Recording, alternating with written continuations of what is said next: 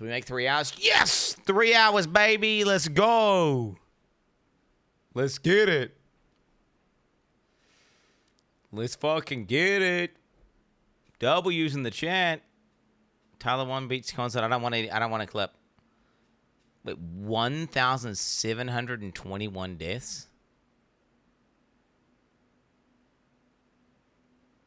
That's crazy, bro. That's crazy, bro. That's crazy. That's crazy. That's crazy. Yeah, pre-nerf, dude. Yeah, that's crazy, bro. Holy shit. That's fucking nut, bro.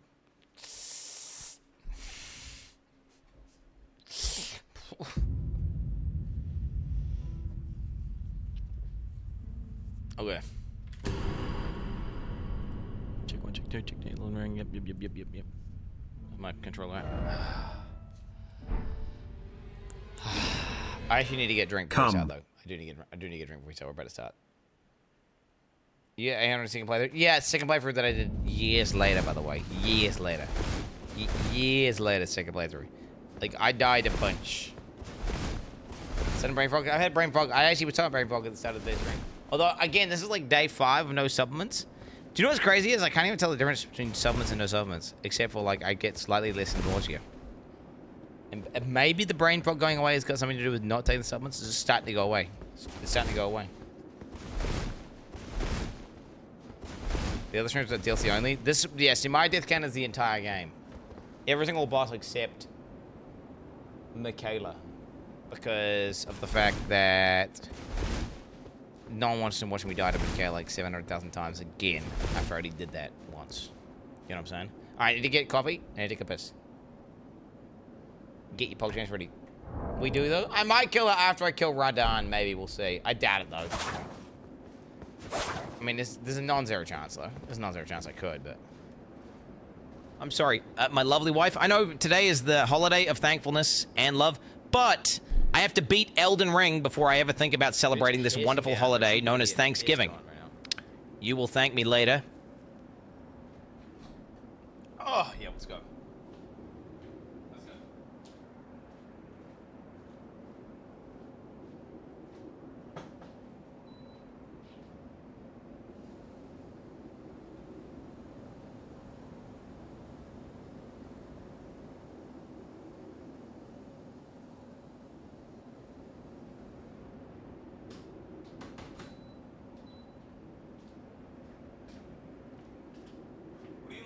About. No one cares about your shit holiday. Yo, what's wrong with the holiday? I like holidays, guys. Holidays are cool, like whatever, dude.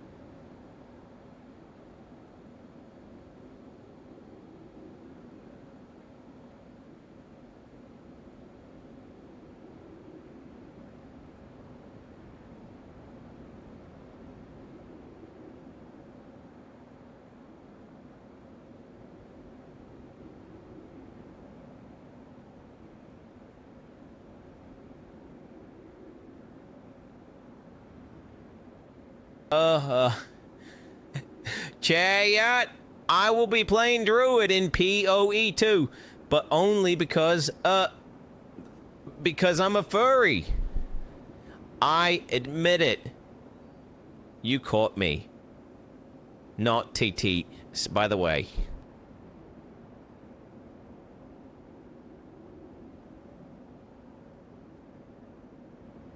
Pod enjoyers, here's a recap of the next 4 hours. Roll, chug, roll, chug, roll, die. React, roll, chug, die. Stall on steps, roll, chug, die. Find someone to ban.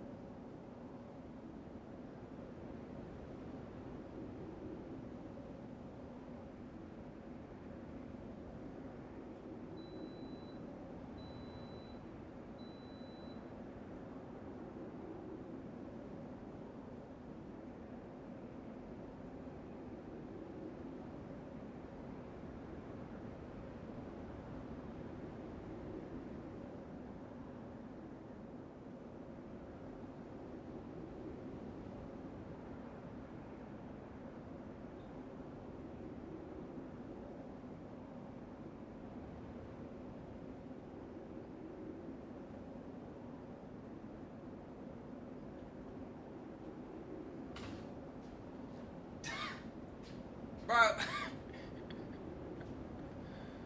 Bro. Those are some happy shit, let me tell ya.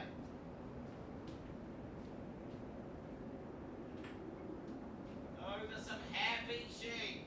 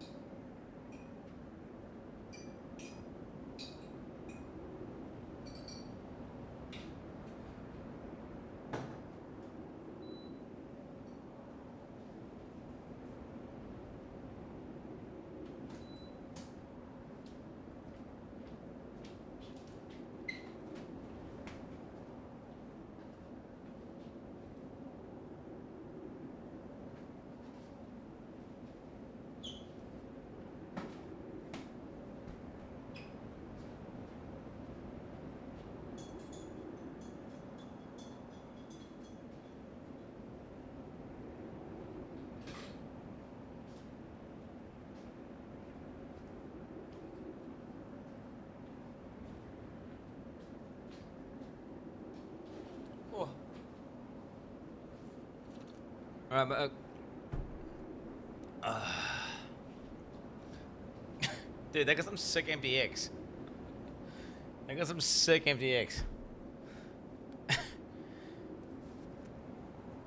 They have shelter, you fucking idiots. They are literally in the place that they're at is surrounded Will by Quinn beat trees. Radon today aware? I don't know why they're standing on the concrete there in the open. I'm thinking they're hot because it's 19 degrees and they're just trying to cool down. They are not freezing. It's 19 degrees Celsius.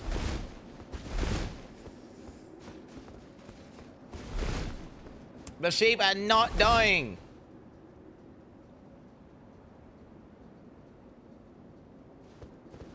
On top of that, well, you're making that shit up, you fucking liar. There's no way. Bro, you're lying about sheep needing shelter.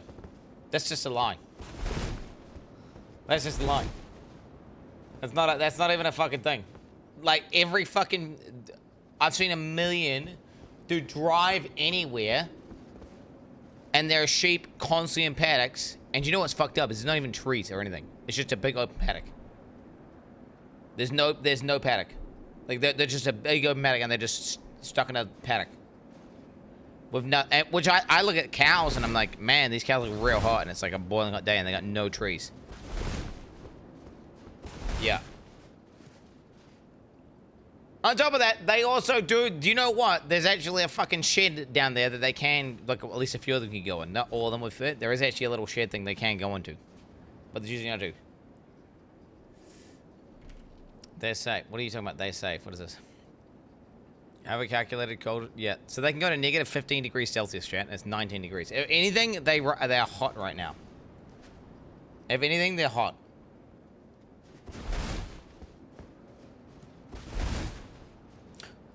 Chat, you're looking at some of the most spoiled sheeps.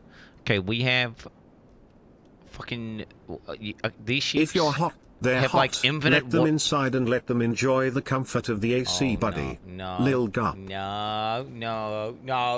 It's just annoying. People trying to say that my sheep, bro. Our sheep get shorn once a year. They're getting properly dredged and medicated. They get looked after. All right, they are some lucky sheep with a really good area, really good land. They have ample grass to eat. Okay. They are some happy sheep. All right, now it's raining and it's dark, and they're just kind of standing there. And they do look a little bit depressed right now, but that's just you anthropomorphizing, right? That's you projecting your shit onto the sheep. Are just sitting there breathing, being a sheep. You know, that's you. They are not cold. It's 19 degrees Celsius.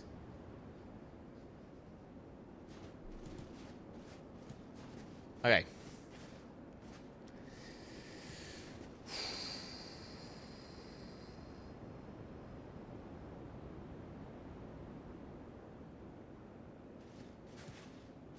No, 90 Fahrenheit, 90 Celsius. Okay. Oh my God, here we go. Here we go, chat. Today's the day. Today's the day. Fuck, dude. Going into this sucks. Oh, I hate this. Okay, let's go. First ball of the day. Let's fucking do this, gamers. Didn't see that?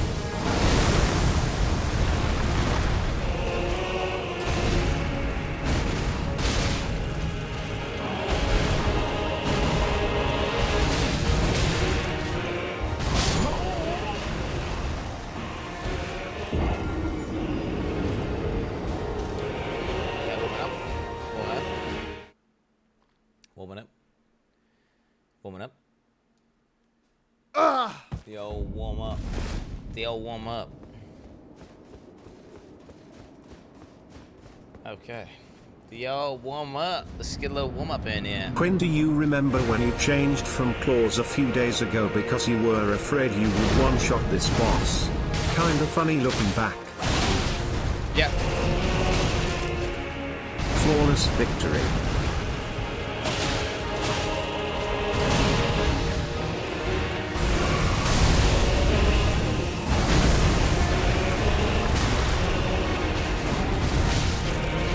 I underestimated how Kansas got to be.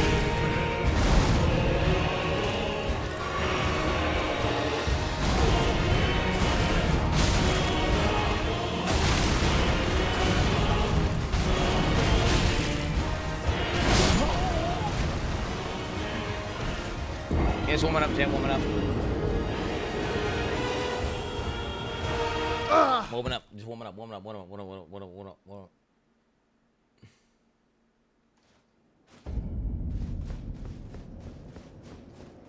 Yep.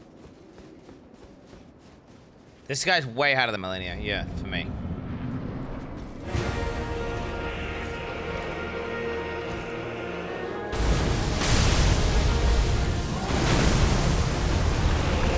It's because he's so tanky. Not like you just gotta get like good RNG and play well for a bit. You have to like, he just goes for so long.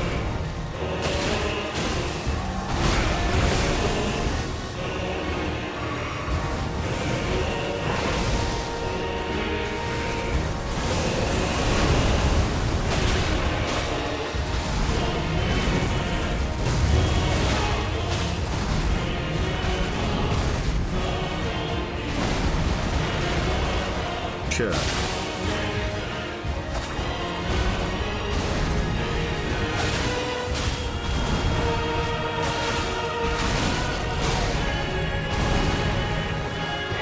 Plus 69, okay. Hey Quinny boy, have you ever thought about getting into Magic, the Gathering? In my experience, There's a huge overlap between people who enjoy Path of Exile and Magic, because both share a similar level of complexity and a lot of unique, overlapping mechanics.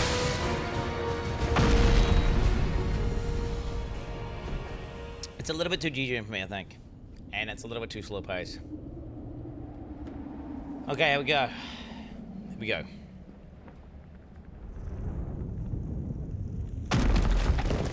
Yeah, it's like one of those things where, I mean, I like Yu-Gi-Oh! And I liked Hearthstone a bit, but I don't love them to like that same level that I like other games that are real time.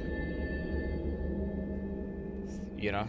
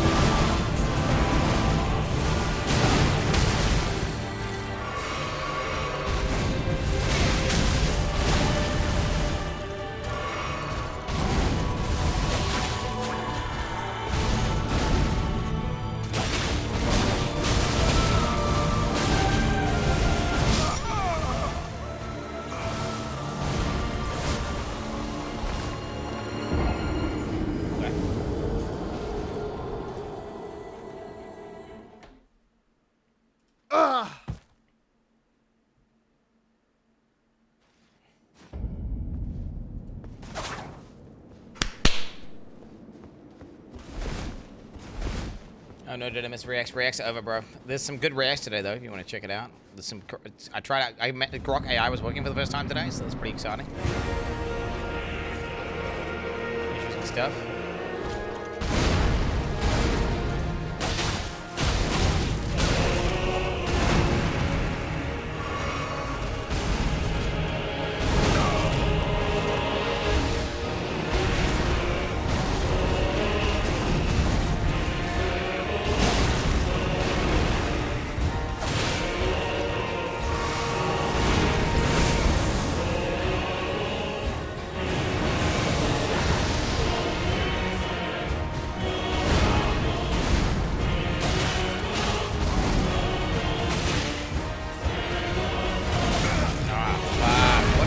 He does that like once every 200 attacks.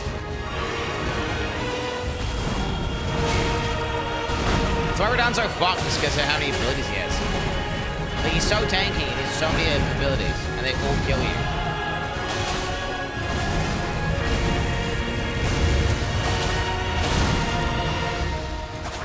Normally a boss has like 3 attacks, and you learn them, and then that's it. And that'll be like maybe 2 phases.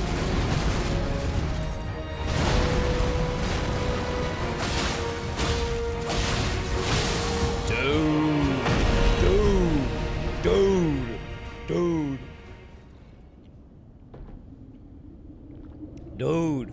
Welcome to the circus. This guy is way out of the millennia. This guy's way out of the millennia. Like, it's not even a close. Millennia is so much squishier.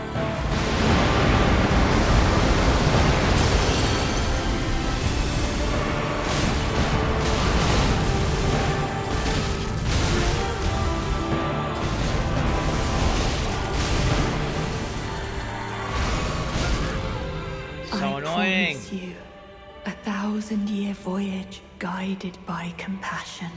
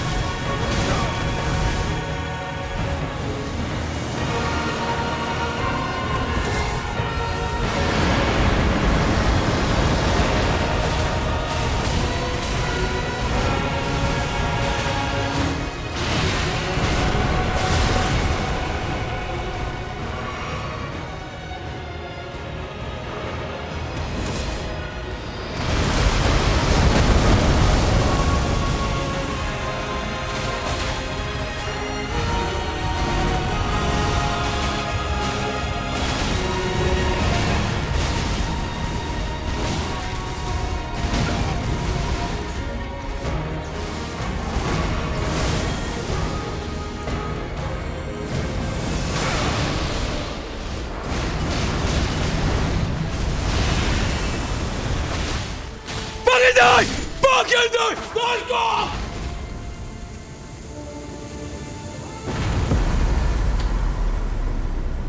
What's even hard? Easy fucking boss.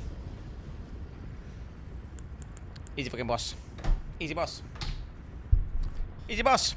Easy boss. Easy boss. Bro, people say this DLC is fucking hard, bro. And I just killed him in like 10 minutes. Fucking first try, baby. Fucking first try. What a joke of a fucking boss, man. They need to buff this guy, man. Can you believe they nerfed this boss? Holy shit. Oh my god. Bro, I was like, wait, is he gonna die? Bro, I used my all my flash charges, and I used my bonus, my final blessing of Margarita. This world record is for the shortest Twitch stream. I don't like that guy. He looks like a clown.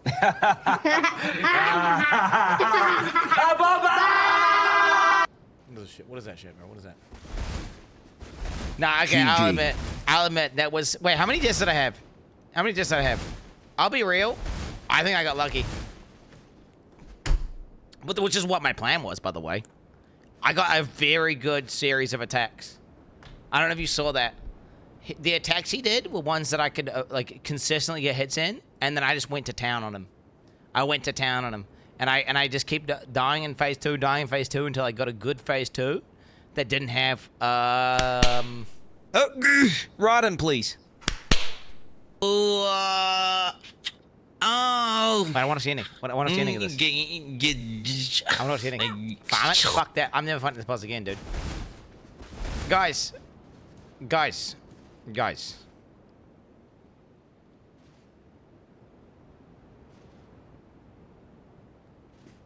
It's weird. This is the hardest it's the hardest Souls boss I think I've ever beaten.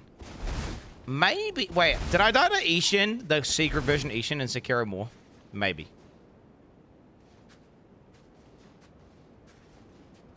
I feel like maybe I did. I may have died to the secret Ishin boss more. It was close. Whatever it was like the hard version of Ishin. Okay, you know the one. Okay. Melania was definitely easier than this. I feel like this is the hardest boss I've ever. But I don't know. I don't think I didn't enjoy progressing on him. So when I beat him, it's more of a relief versus like excitement for like beating him. It's more like, thank fucking God I don't have to fight that fucking cunt boss anymore. Beta reacting. Yeah, it wasn't. I don't know if I would say that was necessarily fun to progress through. Thank fucking God, dude. It was becoming ridiculous. Thank God it's over. The DLC, right? Well, let's see it. What we got here? Let's have a look. What is this thing here? Touch memory. Okay. Story. Overall, though, DLC was pretty good. I mean, it was basically just more Elden Ring. I definitely wouldn't rate the DLC over the base game, though. Base game was certainly superior. But this was definitely... It was like a Dark Souls. It was like an additional area with a bunch of bosses that had voice acting and stuff. Yeah, if Elden Ring base game was like 9.5 out of 10, I'd put this DLC at like a 8.7 out of 10. 8.7. I didn't get into the story anywhere near as much. But there was some fucking cool epic bosses. And it was the hardest boss I've ever fought in any Souls game ever. 100%. Like, I want to say, what? This guy was like, what, twice as hard as Millennia? 2 times? 2 times that? For me. Yeah, for me. For my skill set in gaming. Yo, do you know, did you notice, by the way, I was very good at consistently avoiding the mechanics that were just one thing. Wherever it was just like a front flip into a hit, I would always dodge it. And whenever it was like the fucking spinny dash attack, it was every time I would fuck up is when he's doing combos. Dude, my Endure actually came in. I put Endure on as a meme. I just needed to put something on. I had to take off Quick Step because it was unethical. So I just put Endure on randomly. Turned out, actually a strong ability to use. Little guard skill. Endure. I probably lost without Endure, right? But okay, let's do the cutscene, guys.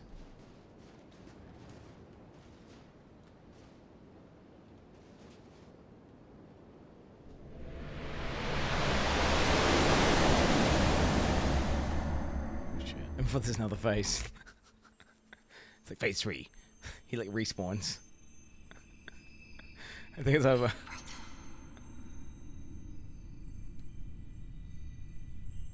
I'm going to be a god.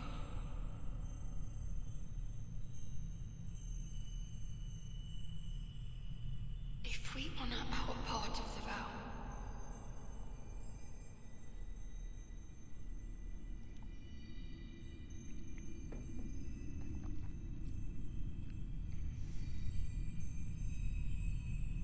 promise me you'll be my consort.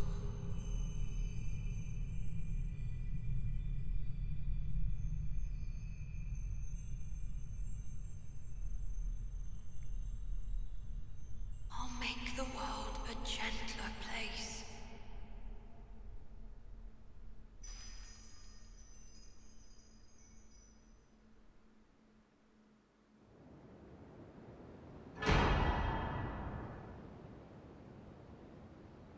The fuck is that cutscene, bro?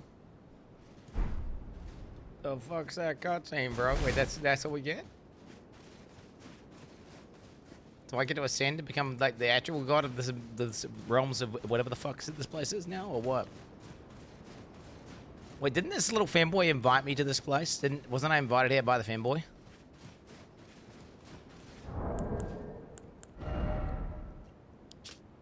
The circle of light which adorned Michaela's head is returned, and divine aspect has begun to fade into nothingness. Slightly boosts intelligence, faith, arcane, while also boosting the power of Michaela's light. The circle was to be the very foundation which Michaela's age of compassion would be built, should it ever come to pass. Is it a helmet? What is it? Yo, let's go, dude. Let's get it. Now what? Wait, is that it?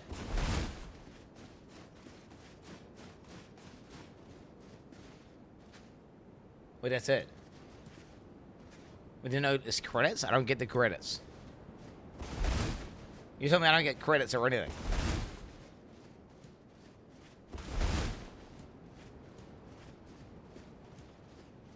I don't get DLC credits. There's got to be extra lore than that, because I don't understand. How does that wrap up the story, bro?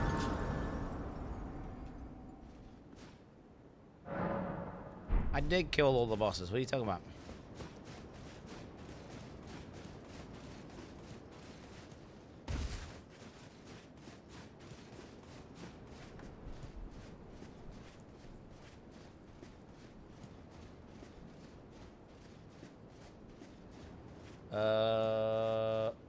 Wait, that's it? What's my... I aimed at chat. You want to see my shit?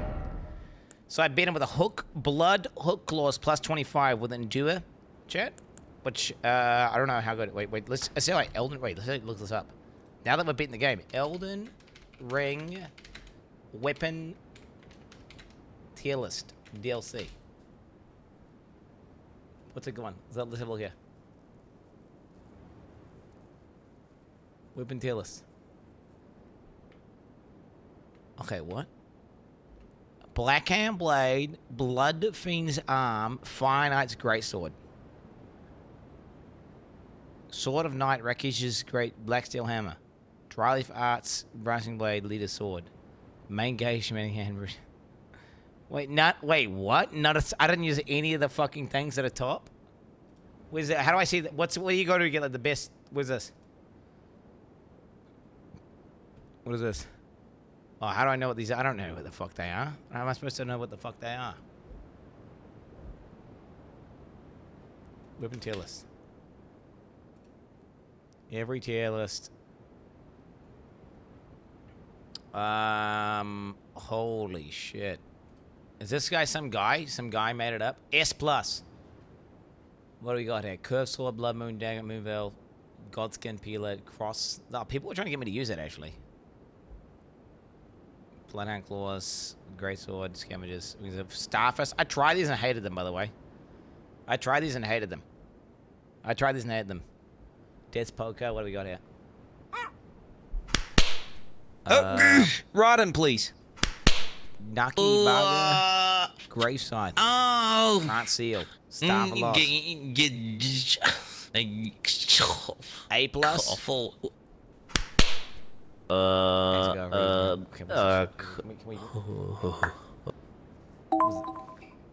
Congratulations! Not me! Congratulations! Give it. Congratulations. Did it. Congrats, man. Congratulations! Congratulations! So much! Congratulations! Congratulations! Congratulations. Congratulations. Congratulations. Congratulations! Congratulations. Congratulations! Congratulations! Jesus Christ, what the fuck is this? I don't know what He is the god gamer. I just hurt my throat by yelling Easy so much. boss. First try. Holy- Clapped I hurt my Radon's throat, bro. cheeks. Blind gamer. Ethical. No hit. GG. DLC destroyed. There it is, baby. There it is. There it is. Lance. Your first pull on this boss was at 565 deaths, so you had 238 deaths. Good job, Quanaboba. My man. Hell yeah, brother. Let's go. Let's Try get it. pre-nerf patch just to see what it's like. Hey, hook claws. Hey. Okay, so I use an A-tier weapon. So that's what I'm using. Today was the day, boys. Back to 80 pixel slop. Guys, there it is. I use an A-tier weapon, apparently. Is A good? That's pretty off meta, bro. A is pretty off meta. It's not A plus, it's not S or S plus. I used an A-tier weapon. A's like that. Check. Is my build good? Wait, and does it, hey, Metacux, how would you rate my build? Like, I don't know the meta builds. This is my own build. This is my build here. Quin69, 184 eye level, 60 vig. I did 60 vig, 10 mind. The thing is, I would do more mind if I could use mind. That's the lame thing about that boss, is that you don't even get to do cool shit because you can't use specials on that boss. Because you only get time to attack him for like, you get to go duh every now and then duh. You never get a point to go like boosh. You never get to do that. You can't. No, you can't. Ask Grok to rate my build. Okay, where are we? Grok.com.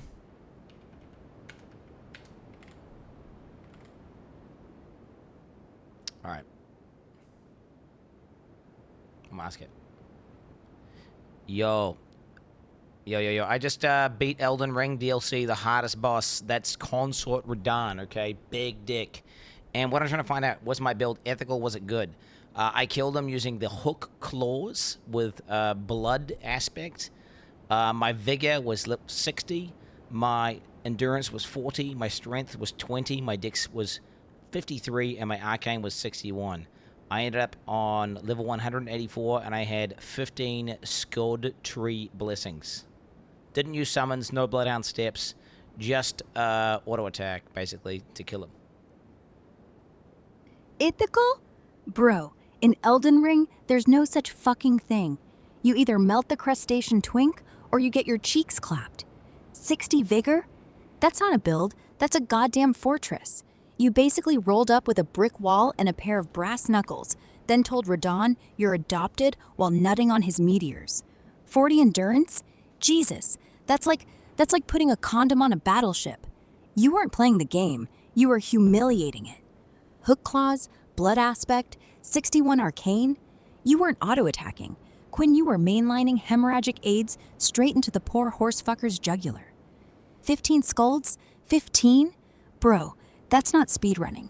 That's psychological warfare. You probably whispered, "Say hi to Melania for me," while he bled out.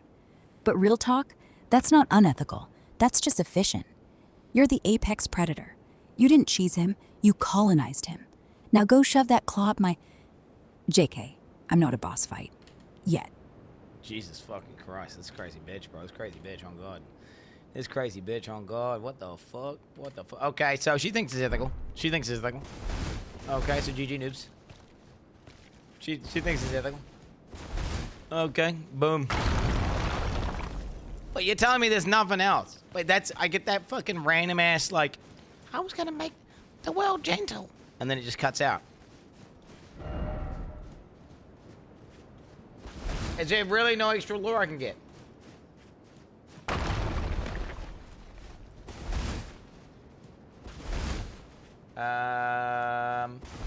That's it. The DLC got nominated for Game of the Year. This DLC is definitely not Game of the Year, by the way. Like, it's good. It was good. It was more Elden Ring, right? What was the DLC? It was more Elden Ring at high quality, but it was not. Yeah, it's like an expansion. It's like I mean, to be fair, it's like an expansion to a game, but the base game hit harder than the base game definitely hit harder than the DLC. So like I wouldn't say, you know how sometimes you get like Warcraft 3 and then you get the Frozen Throne, and it's like the base game but better than the base game by like a mile. This was more like, nah, this is the base game, but there's just more of it. And there's a really cunty AIDS boss at the very end. That was insanely hard to beat, and then when you beat it, you'll feel good. I mean, there's no doubt. What I'm feeling right now, chat, is relief that, because I was doubting. I was thinking, like, am I never going to beat this guy? Like, could there be a reality where I have to, like, either A, go farm more skibbity fragments, or B, go get, like, a shield and beat him with a shield, because I'm just so trash at the video game I can't beat him by rolling. Like, I was considering that. That was like, if I had gone on for a few more days and I hadn't beaten him, I would have probably just been like, fuck it, let's skibbity it up. Let's skibbity it up, and let's, go from there. We can watch the other people beat the game now with the statistics from this guy. So now I can watch this video. I watched 15 streamers die 3,750 times to Promised Consult Redan from Shadow of the Earth 3. And after inspecting a combined total of 135 hours worth of attempts, I did a few things. First, I took note of their builds, levels, flask upgrades, and skeleton blessings. Then, for each attempt, I wrote down what attack killed them and measured how much of the health bar of the boss was remaining to be able to draw the performance graphs. With each bar representing one attempt, I want to find out how dog shit I am. This video will tell me how dog shit I am, because I don't know if... Right now, my current belief is this, chat, is that I'm objectively ass at these games, and the complete overwhelming majority of people are better than me at these types of video games. But maybe I'm going to watch these videos, and we're going to see, like, everyone's at 18 skibbity blessings, and they're all using summons or something, right? You know, who knows? That's an idea. Who knows? Of what their progression curve was like. Who knows? Finally, I compiled all of the data I collected for this boss and all of the other ones I analyzed, and made a detailed breakdown of each streamer's approach to victory. This video is going to be a long one, so I included chapters if there's one specific streamer you'd like to see analyzed the most. All I ask if you skip ahead is that you consider leaving a like on the video or comment about how well the streamer did, so that I get more insight on what people enjoy watching. Thank you for being here. I will do that if I want to. Enjoy the video. Oh, these fucking Miss Mika frogs in the chat. This is bad.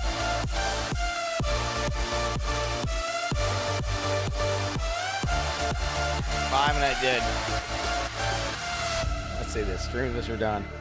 It's funny because he's the only boss. No other boss in the DLC is at all anywhere near that level of cuntiness.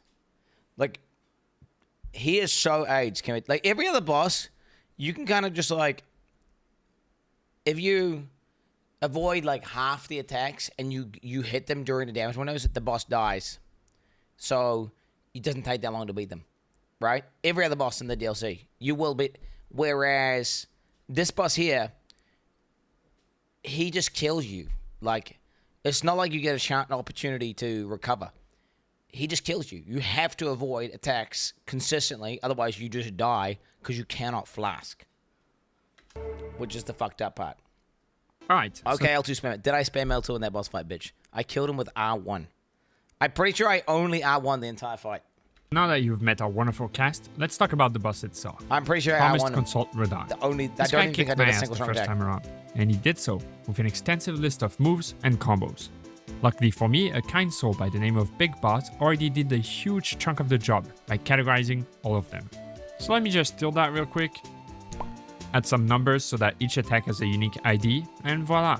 Let's focus on the unique moves and combo branches for now, and there are 12 of them in phase 1. Gonna be spoilers. We can quickfire the simple ones like the corkscrew charge. That's easy. The grabbing sweep. That one's hard. That was like one of the hardest ones. That one was one of the hardest ones. The grabbing sweep is fucked. Slash. That's easy. The blood flame slash. That's easy. The front flips. This is the easiest. This is my bet. Like, dude, this is the easiest. See, like, I don't know if other people find this hard because I found the cross slash and the front flips trivial. And the meteors. I found that one hard because you had to delay. For the more complex ones, we have the Stomp combo, his most crucial one to learn, as he does it quite often, and it's always the same. The Starcaller Cry combo, during which he pulls you in and either slams you... How do you roll that, bro? See, I have insanely fast reaction times, but like every other purple attack he does, you have to wait. So then I see purple, and I go, oh, purple, wait. And then, bang, he pulls you. Does everyone else just see that and roll it? Does everyone else see that and roll it? Because I only rolled it once, and it was by mistake. Down or sends you flying. The right... Chat, I have faster reaction times than the majority of you guys in chat. Just to be clear. To be clear. Like, we've been over this. I've done it a million times. There's no need to do it right now. I have faster reaction times than the majority of people in chat. That's just a fact. Just a fact. Overhead combo that can end after a few slashes or transition into the ending of the Stomp combo. It is. The double sweep combo that makes him spin quite a lot. Whatever my voice, I fucking yelled too much. I feel like blood in my throat right now. I don't know why, but I yelled raw dog without warming up my voice or anything because I just killed the boss. And then, yeah. And now, my bad. The right sweep combo that has a few variations to it. And finally, my most hated attack when I fought this boss on Reese, as it was near impossible to dodge back then. The left-right cross slash. Really? I find that that to me is the easiest. That to me was one of the easiest. That one's the easiest. As it was near impossible to dodge back then. The way it works is you roll the first one and then you start spamming. You start spamming. And then it perfectly rolls the second one. And then you wait, and then when he goes like this, you roll to the left. Chat, this is chat. Who just beat the boss? Who just beat the boss? I'm pretty sure I know. Who just beat the boss? I'm sorry, though. Who just beat the boss? Left-right cross slash. And that's it for phase 1. Pretty standard stuff right there. Phase 2 gets a little bit more complicated. This time, with 9 additional combos. Yeah, chat, was that kill ethical? I just want to know. Like, actually, was it an ethical kill? No, chat. Wait. What? Dude. Okay. What's more ethical? Killing it like I killed it or killing it with parry?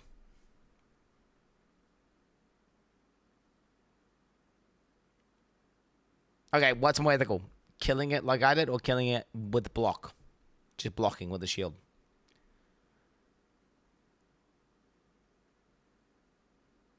Yeah. All right, what's more ethical? Killing it the way I killed it or killing it with summons and magic? So it's one of the things where, of course, 100%, right? 100%. There's like a spectrum, right? There's like the sense of like, this guy killed it at SL1, no parry, no summons, no weapons. He just punched it to death with his fists. And he's naked with no trinkets. No trinkets. And then you kind of go along. You go along here, right? And then you're down at this end where this guy fucking summons, uses 700 consumes, and, you know, he literally can't die and just like, obliterates it. Well, maybe he just kills it with a bug, actually. I don't know. The reality is there's a gray area here, right? There's a gray area, which is like, is this ethical? I don't know. And then this is where my kill is, bro. Firmly within the ethical. It's not like crazy. Not crazy. Nothing crazy. Nothing nuts. But it's definitely confidently ethical.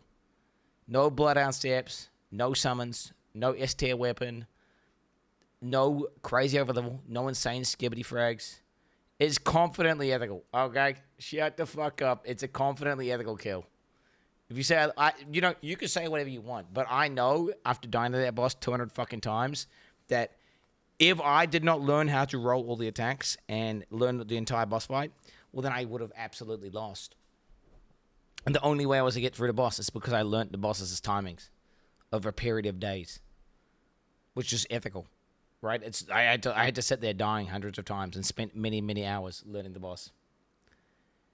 Oh, well, so, yes, okay, so in terms of combinatorics, right? There's a bunch of different sequences of attacks that you could receive in the last phase because there's a finite amount of time, whatever it is, like 2 minutes in the last phase. You could get like back to back all the most AIDS abilities, or you could get back to back the easiest one over and over and over again. Now, I would say that he did some cunty moves. I had to roll this grab twice, right? Didn't I? And I got hit by one, I think, and then I then dodged the second one. I would say I definitely. It makes sense though that the time that you kill the boss, you would fish an attempt that would have better RNG because you're more likely to beat it when you get a good sequence versus a bad sequence. So yes, absolutely, I would have had that was a better phase 2 than I did. That's one of my best phase 2s. No one's going to give money. Stop betting. What are you even talking about, by the way? Do you really think that's what I'm doing right now? Do you really think that's what I'm doing right now? And on top of that, retard, people aren't donating. I've just got a pause. If this isn't for your skills set care to explain no, what A, exactly... I'm not dating donations, you fucking dumb bitch ass. And B, people are donating. So you're like double wrong. You're just wrong in the fact that people are donating to try and say shit. And then you're wrong in the fact that I actually am not even trying to bait donations. Okay, so suck my fucking dick. Bro. No, just one? No. If this isn't for your skills set care to explain what exactly is your skill set in gaming, then Lilga. Dynamic. On the fly. Adjustments. I'm very good. Once again, I speak on behalf of... I'm very good at dynamically shifting and figuring out problems and weird shit that other people might not see because I don't see the obvious stuff, so then I find all these other weird ways of doing things. I call it outside the box gaming. To the point that the box, I'm so far outside the box that the box is inside my ass. That's what, now, it often means that it can be some very simple thing that everyone immediately understands, and I do not understand that mechanic, which is that does happen. That does happen. But it also means I find really crazy fucking shit all the time that blows people's minds. 24/7. Breaking the meta. Reinventing. Hallucinating. No. Quin, once again, I speak on behalf of all of chat when I say, on this day of thanks we are truly thankful for the daily entertainment you provide us with innovations in streaming and God gaming. If streaming has a Mount Rushmore, you are George Washington. Okay. Now that you've killed it, you can watch Ongble's no-hitch vid. I can watch no vid. Yes, I can watch it. I'm gonna have a look at that. We're gonna look at all this stuff. I want to see the lore. Are you mad?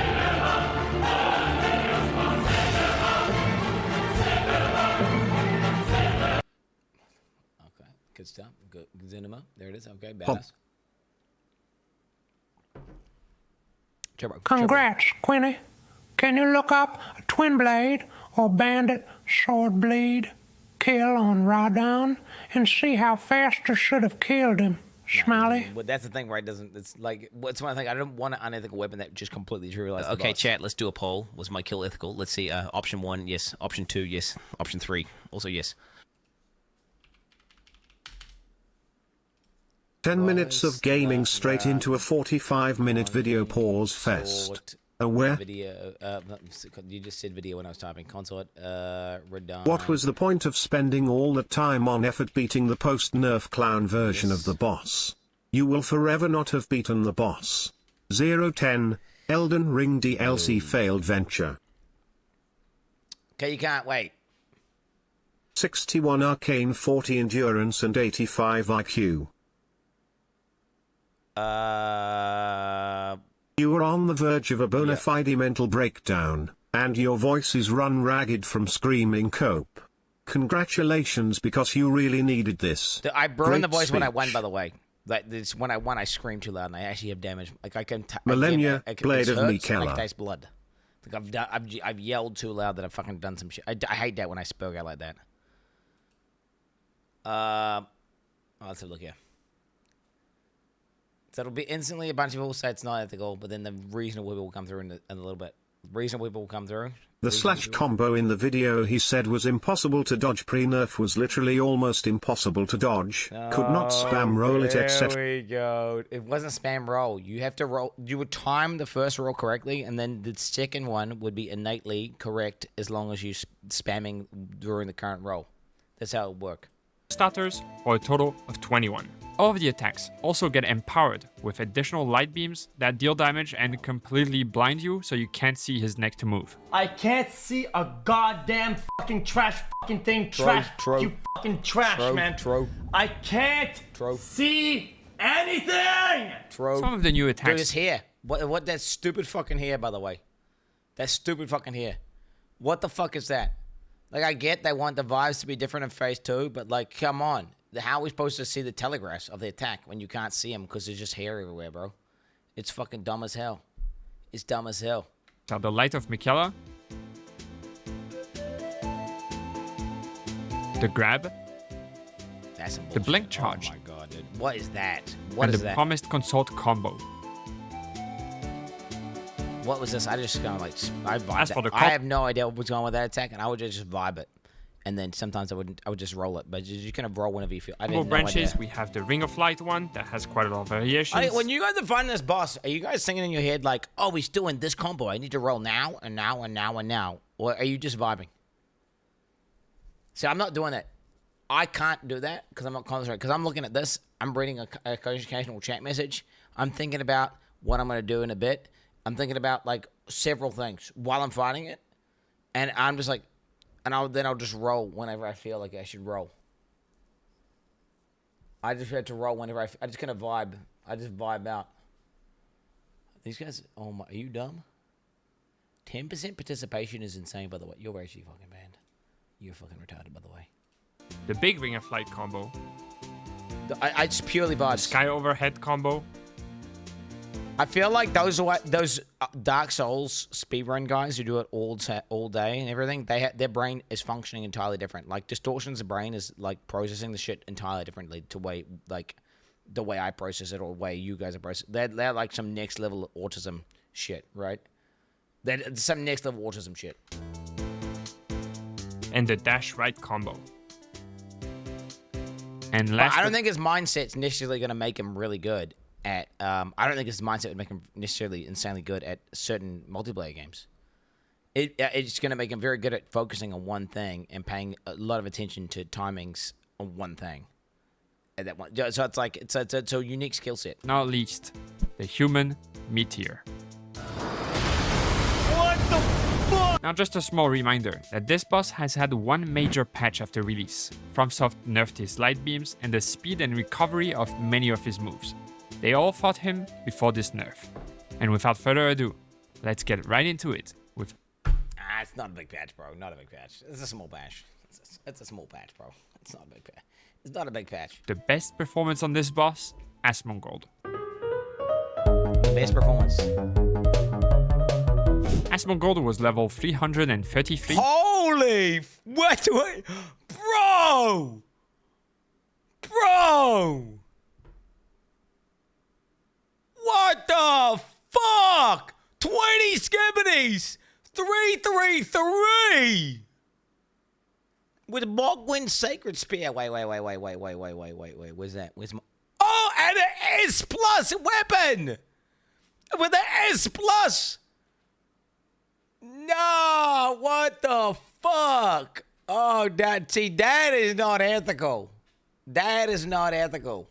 That's not ethical. Okay, so if you're saying I'm unethical, what is this? What is this? That's not ethical. He is playing a different video game to what I'm playing.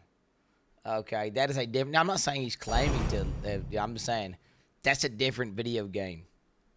6 discs, that's correct. Fingerprint shield. What the fuck even is it? The highest of them all, and with fully maxed out Scattertree Blessings. How did he do that? Wait, he found all of them?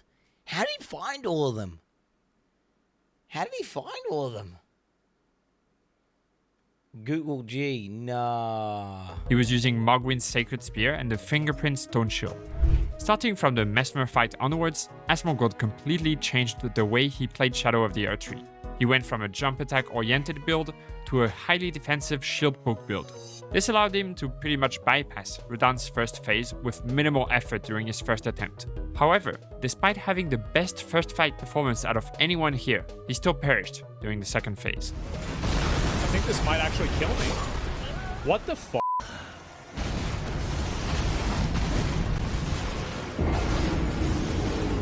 Subsequent fights were also cut short in phase 1 because he would try and punish some of Radahnn's moves with a guard counter, not knowing that there were some follow-up attacks. This resulted in him dying from the stomp combo 3 times in a row. On his 7th fight, however, he finally defeated the boss. Thing is, if you die to a boss 6 times and then beat it, it's not gonna feel that good, is it? It's not gonna feel that good, is it? It's gonna be like, whatever. You know, you kill a boss, you died to 6 times. It's like, cool, right? It's cool, but you know, it's not gonna be that. Bro, 200 times too much. Death. It honestly becomes cancer. I think the peak deaths for a boss is about 70 to 100. 70 to 100. And that's like, but you don't want it to be every boss. No. You want the average boss to kill the player like 10 to 20 times. And then a main story boss to maybe do 50. The final boss should be like somewhere between 70 to 100, and that's good. That's good tuning. Good tuning. After, it becomes a slog beyond 100, though, I feel like. It becomes a slog. Like, anyone who's like, I died to this boss 1,300 times doing an SL1 run. You have autism. You have autism. Nobody enjoys that. Nobody enjoys that. I'm sorry. Like that's you have autism and you're into some sort of BDSM fucking cuck torture play shit.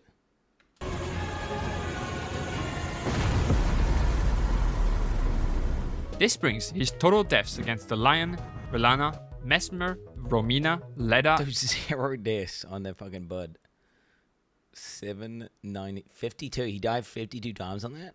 Holy shit. I guess that's too much. And Radahn to... I know that your boy Asmongold, he doesn't like dying a lot on his stream. Because the chat gets too, like... I mean, I know how it is, and he doesn't like that. When the chat's, like, laughing at him too much and being like, you're fucking washed your trash at video games. So he doesn't like it. So therefore, that's why he would have shifted. After this, he went to the OP build. It makes sense. But that's fair enough. If you don't, what's the point? If you don't want to stream with a bunch of people shitting on you, saying you're fucking trash at video games, fair enough. Which is why, do you know, that's the reason why a lot of people just never play games like Dark Souls in their streams. So at least he's playing it, and at least he's doing it. You know? 77. These numbers on the screen right now might not make sense without the context, so let's talk about it. Upon encountering Mesmer, Asmongold was using the build he had been using throughout the base game. However, due to his own preference and the added pressure of his chat nagging him after every death, he became frustrated at the game and decided to take a break, only to come back. That's what happened during the other Dark Souls games. See, I didn't know about this during the DLC, but I know during the other, he legit slammed his head into his table and like stopped playing the other Dark Souls games. Like, and he said, "I'm never playing Dark Souls again on stream," because of the way chat was getting, which I can understand. I can understand. I understand that, but what you got to do is you got to reframe it and be like, yo, these fucking retards talking shit are probably trash and probably ain't done it themselves. And that what they're saying doesn't carry any fucking weight at the end of the day. And ultimately, you're the one doing it, right? You're the one doing it. These fucking guys likely haven't even done it themselves. So many guys are so full of shit. So you cannot ascribe weight to what they're saying. Now, if one of your boys in chat who you respect and trust has been like, ha ha ha, you're fucking trash, you're dog shit, okay, then you're like, well, fuck that.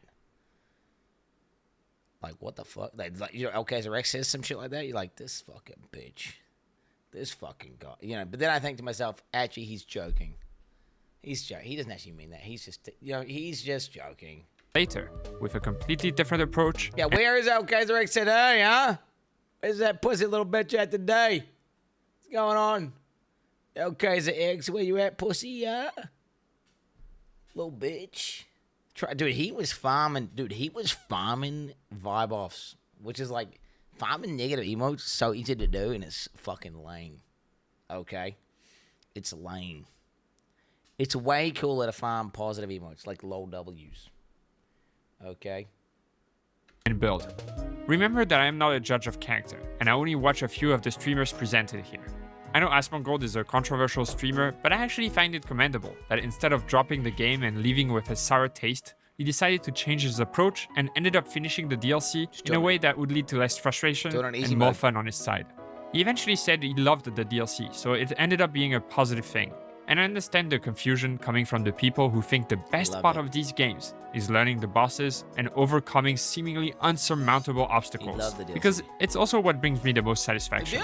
But it's important to note. Wait, what are the unanimous decision on DLC, by the way? What is this? Like DLC, Elden Ring DLC ratings. What is it? 94%. Really? 8.2 critic score. 83%. Oh wait, is it on Steam? Wait, really? It's on Steam. How do you check the DLC? How do you check it? I don't know how to do this. Elden Ring, you just go to the store or something. Like my rating is definitely sub 9. Is this it? Shadow of the Ed Tree? Mixed 66, 80. Yeah. This, to be honest, this is exactly how I feel. Overall, 85%. That's exactly how I feel it is.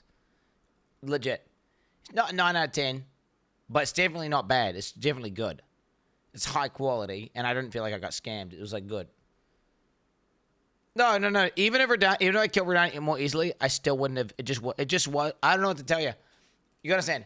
In the first Elden Ring, whenever I did it, I was getting chills constantly. Everything was so fucking epic. And I was like, dude, this is fucking one of the, like, cinema 24/7.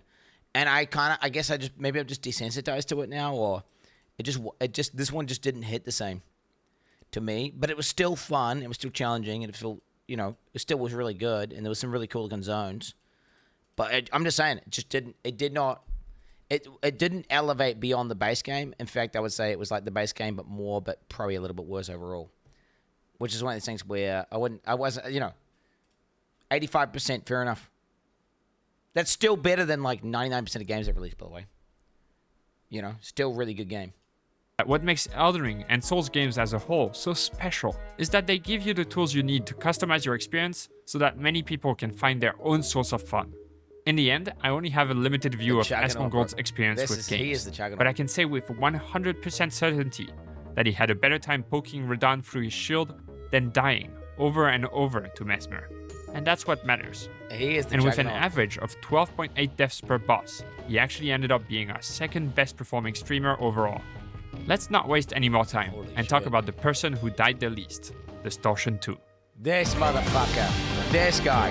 This guy's brain's dead. Like, Dark Souls... Distortion was roll timings and playing Dark Souls video games is probably like 50% of his brain. Right? Level 222 with 17 Scattertree Blessings and using a Blood Fiend's Blood Arm. Bro, 222? Bro, you guys are telling me that I'm over level. 222. 222. 7. He's got more skippity frags. He's got higher level. And wait, Blood Fiend's Blood Arm. What is this? Blood Fiend's Blood Arm. What is this? Is this an off-meta weapon? I don't know how to fight it yet. It's not an S plus or S. Okay, whatever. Oh, wait, is that it? No, it's not it. I can't see it. I can't see it. Okay, maybe it's an off-meta weapon. He might be using an off-meta weapon. It's S. Really? Where did you see it? It's not S. It's not S, bro, according to this list. So, incorrect. His first fight was honestly quite impressive to watch. He dodged many of Radon's moves, and his solid defensive build allowed him to survive some of the hardest hitting attacks, like the left-right cross slash. He's the only one whose first death is to Radon's grab attack. Bro. Wait, he made it to phase 2 on his first attempt. The fuck is that bullshit, bro? He made it to phase 2 on the first. That's bullshit. Then again, he's like a professional Soulsborne player, so still insane. Okay, if you get grabbed twice, you die.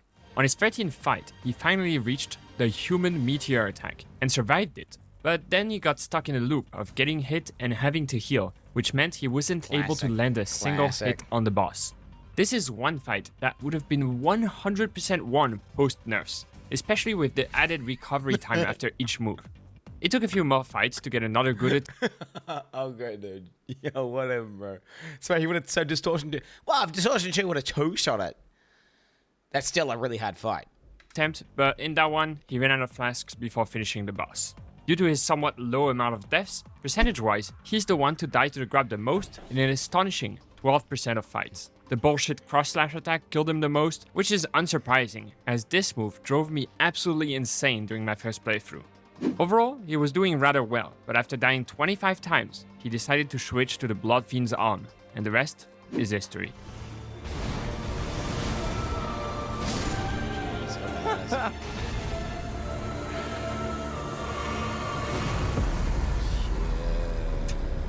Seven flasks left, by the way.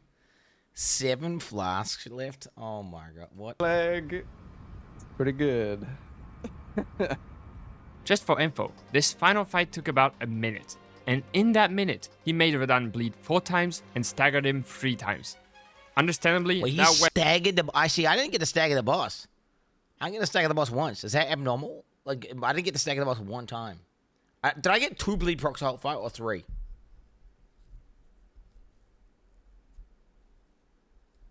Do I get 2 or 3? 3 bleed procs, I reckon. It would have been. It must have been 3, right? Surely. Yeah, it would have been 3. 5.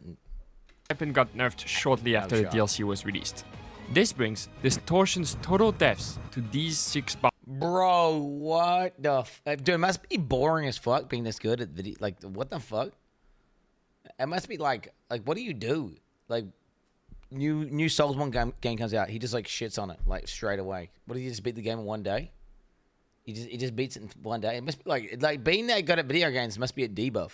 Bosses to 38. You know, like an impressive performance that is partly explained by Distortion's incredible adaptability when playing these games. Due to his extensive experience, he's able to recognize patterns. Is he the most experienced and out of learn all moves Souls 1 guys? faster I don't than even know. other streamers. He also had a very decent build with good defense throughout the whole DLC, as well as an above-average number of blessings on each boss.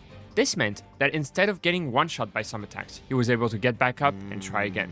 Also, while I feel like some people switch to autopilot, he was able to... Bro. to get back up and try again. 8,000! 8,000! Also, while I feel like some people switch to autopilot after a few attempts, he's able to keep his focus, leading to less mistakes. And with an average of 6.3 deaths per boss, he was by far our best performing streamer. Fucking Let's look at another Souls veteran next, LAS. This guy, wait, this guy's again another, he's like full-time Souls guy, right? This guy's like 24/7, he's just doing speedruns and shit. Yeah. Elias was level 179. 179, okay. Wait, that's not the same as me. 14, 12, same as me. More skibbity frags. And wait, what's this? Freya's heavy sword. What is this? Great sword? Is that, that's just Freya's heavy great, so it's great sword. Does this count as this weapon here? This is not different? Okay, wait, where did you find it? Where do you find it? Broadsword, longsword. Raptor Talons, Swing-Handed, Godslayer, Official, where are we? Margaret's Curse Sword, I don't even know. Is it off meta? I don't know, must be. Yeah, off meta weapon. I don't know if this TLS is good or not. With 18 Scatter-Free Blessings and wielding Freya's Greatsword. Worth noting that he switched to this sword right before the boss, and so it was the first fight he was using it in. He also seemed to be the happiest person ever to see that Radahn was the final boss of the DLC. Really? Oh, I am eating good right now. Wait, people weren't happy? This is so sick. All you Melania Sims right now, man. Oh my god. Oh, they want I'm a Radahn simp. They want a Radahn. Wait, they didn't want Radahn as the concept Radahn. They wanted Melania as the last. Always was, always will be. Oh. I didn't even consider it being lame or not lame. I was just like, it's the boss. You know, I don't know. We wanted Godwin. Do you mean the coolest fuck dude, the golden dude? Like the first Elden Lord? Or do you mean, like, because I like that guy. He was just super easy. That guy was cool. Oh, no? Who the fuck's Godwin? Another guy similar. He was like one of my favorite bosses, by the way, the first Elden Lord guy. He was super. It wasn't that hard or anything, but he was one of the coolest ones. Super chills. What awesome. God, I'm actually shaking from that fucking cutscene. I'm sad, by the way. Why the fuck doesn't Elden Ring force more jumps? Because of the way that they did Phase 2, they didn't allow you to jump the beams of light, which then means you're dumb for jumping his earthquake attacks in Phase 1 because you're training yourself the wrong muscle memory. What I mean by is, that's some of the most fun shit in the game, is that one boss fight where, you know, there's a few of them in the Elden Ring base game where they do like a slam ground attack and you have to jump at the right time. Those are so fun and they feel so clutch. I don't know why they don't. I reckon like final bosses should have like 3 attacks that you have to jump. You can't roll them. You have to jump them. You know? You miss all of the DLC? That's what I'm saying. It's like, I love the jumps. Jumps are fun. That was so tight. Unfortunately, this infatuation proved to be quite unilateral, as Radahn was not having it. Ella mainly died to the left-right cross slash, as well as the right sweep combo. In general, the right sweep combo is pretty deadly, as it has many variations with different delays you need to identify quickly in order to dodge efficiently.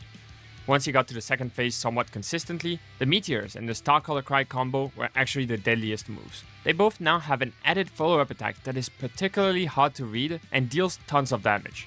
His fights were surprisingly engaging to watch, as he was trying to make the most use out of the deflecting tier. In the end, Ella died 42 times, but you can see steady improvements in his graph until he finally got the kill. That's gonna be a satisfying kill. Yeah! 40. God. What a fight, dude. I had nothing left there. This brings his total deaths to 110. Another great performance, especially considering the fact that most of the other streamers have more. I think people who are Souls Annies are naturally good at Souls games, which is why they become Souls Annies. Because it's like something they're good at, and then because they're good at it, they do it more, and then they become a Souls Annie, right? Deaths than that on Radahn alone. Is there any Souls Annies that are just dog shit at Souls games? You know, there's like that guy, and who plays League of Legends, but he's so ass at it. But he loves it. I'm not a Souls Annie, chat. No. I'm not a Souls Annie. Kadeem. Yeah. Is there anyone like that? is there like Kadeem of Dark Souls? Of course, also has a ton of experience with Souls games. And he did make it harder for himself by swapping his build at almost every chance he got. It seems like so Thorsten's congrats correct. on that. His whole playthrough in general is probably one of the ones that I would recommend watching the most, as he showcased a bunch of the newly added weapons and was generally pretty joyful throughout his exploration of the DLC. Bruh. I feel like the biggest reason why he tends to have more deaths than someone like Distortion. How joyful was I, chat?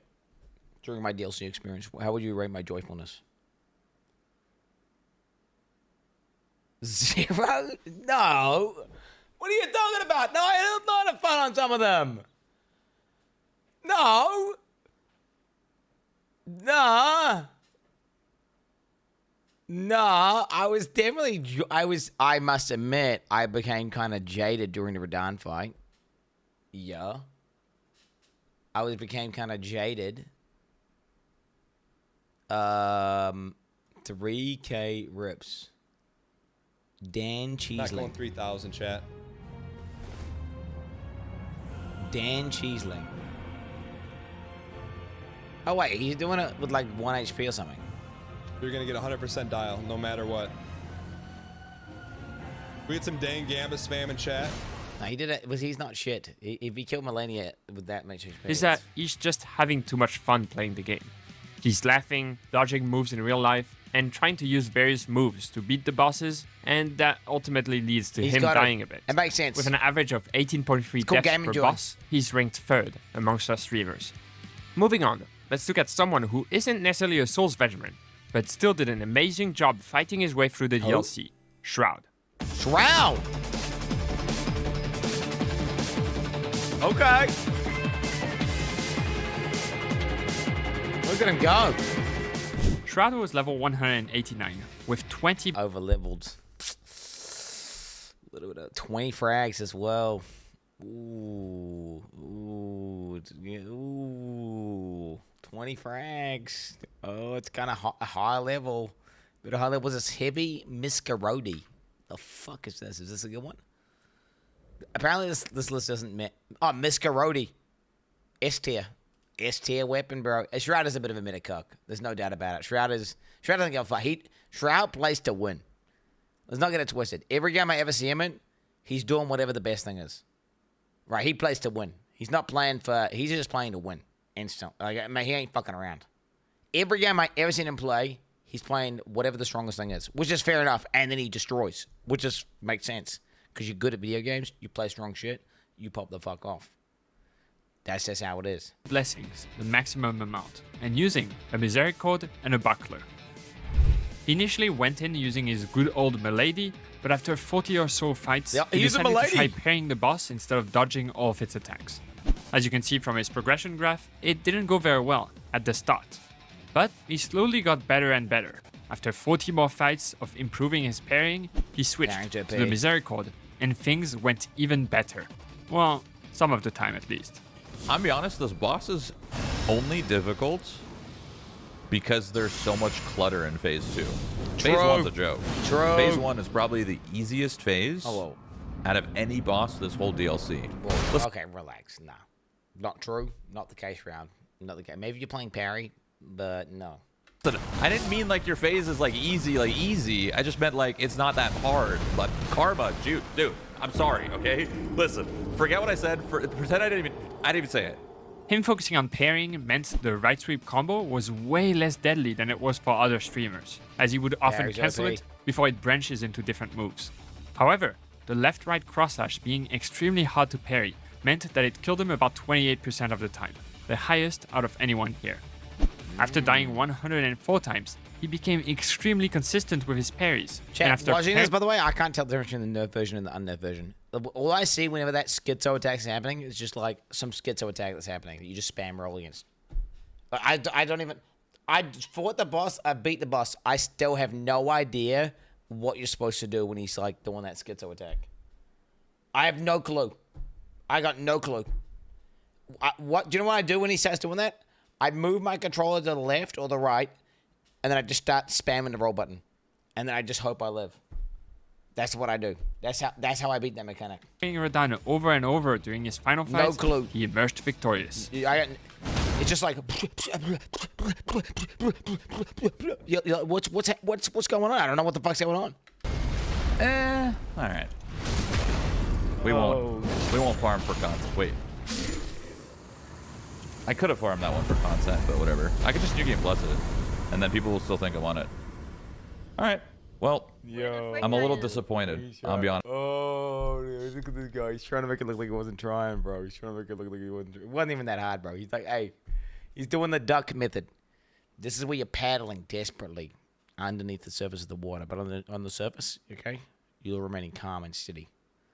He's actually trying hard as fuck, but he's trying to make it look like he wasn't. Hey, there it is. There it is. This is the classic. Honest with myself, but I could always New Game Plus it. I could always keep practicing. That's okay. Shroud died 171 times in total, which is quite impressive, knowing that he was actually playing through the... What is it? One time and one time? What the fuck? The main game as he was progressing the DLC. He had played Elden Ring before, but actually shared that he didn't have the best of time ramming his head against bosses over and over again. This time around, he decided to treat the game as more of a traditional RPG rather than a die and retry type of game. Whenever he encountered an obstacle that seemed a little bit out of reach, he went to look for better gear, leveled up, or tried a different approach. I wish it was more like that. The gear, do you know what my gearing journey was? It was like, in the very first zone of the DLC, kill like one random dude inside a room, loot his armor, that's it. The entire game, I just used that same set of armor. Never found anything better. Looted thousands of items. Went to like all sorts of weird places. Jumped up weird walls. Got secrets. Looted a million recipes. The same armor that I looted from the very beginning of this game use it the whole way through. And I wish I was finding upgrades. I wish I was finding, but I didn't. And it's like, well, why the fuck you put such OP gear right at the beginning that makes all the other gear dog shit in comparison? I don't know. That's just like, that seems to me fucking stupid. It's like, hey, let me put like your in-game T16 farming part of Exile set. You can find that in the campaign. And you're just going to use that all the way till you fight Ubers. That doesn't make sense to me. That seems like bad design. I don't know. Maybe I'm correct. It just seems like bad. I don't like itemization in Elden Ring sucks cock. Hear me? I'm just saying, it sucks cock.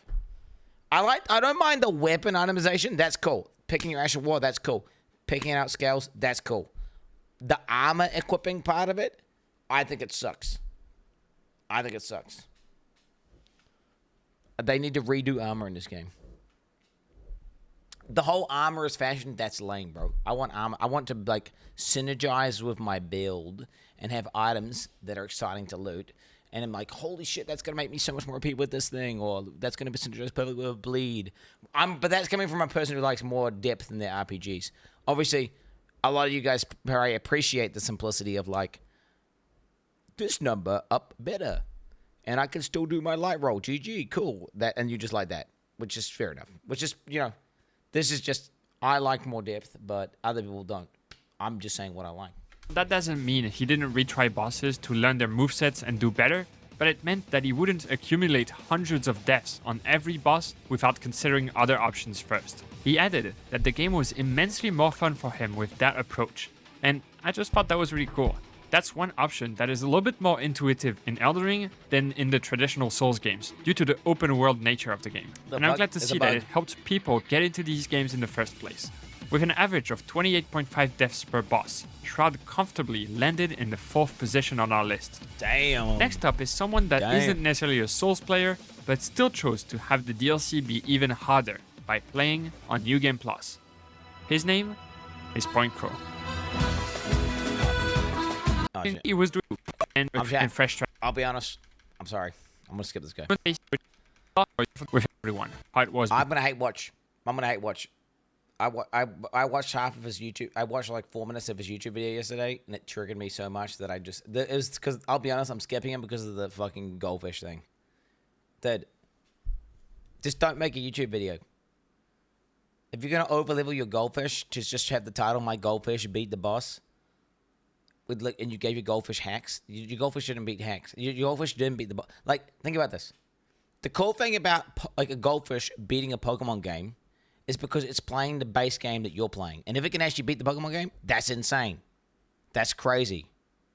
But if you just edit all the stats of your character to the point where just random inputs can eventually kill a boss, you just hack the game to random inputs beat a boss. It wasn't like some cool. Okay. So that's why I'm skipping this, and not because I just don't want to hate watch, because I know I'm gonna hate watch if I click it. So I'm gonna skip that one. For redone. I'm gonna skip that one. I'm gonna hate watch it. So I'm skipping it. Your goldfish didn't beat redone, buddy. Okay, little bro. No. And that's quite the accomplishment. You didn't beat it. Let's now look at someone else who died around the same amount of times. 39 times. Let's watch the kill. Let's watch the kill. Is the kill gonna be sick?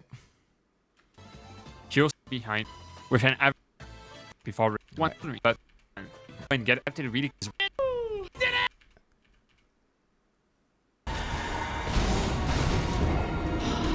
One hit away. After 164 deaths, it eventually ended in one of the cleanest winning fights on this list. You can block? Wait, you can block with the sword? Let's go! We did it! Woo! I'm sorry, Chad. I'm sorry. I'll be honest. The goal is he's tainted for me. He's tainted me because of the goldfish. I can't. I'm gonna have to wait till my brain forgets about the goldfish, the thing, debacle. I'm gonna have to wait till I forget about that. Goldie Joe. 39 Daff was level 191 with 16 blessings and using the Godskin Peeler and a twin. Ethical amount of blessings. That's an ethical amount of blessings right there. There it is. Okay, Godskin Peeler. That is an S tier weapon, I believe. Godskin Peeler, I believe we saw it. Was it S tier? I remember seeing it. Where is it? Oh, it's right. It's S plus. It's S plus. Whoa. Whoa. Guys, she's a little bit racist or whatever. Who cares? I don't think she is, by the way, is she? But people think I'm racist. So she's probably not even racist. Blade. Dash seemed to think that Elden Ring was a turn-based game, but unfortunately for her, Radahn refuses to play by those rules. I thought it was my turn!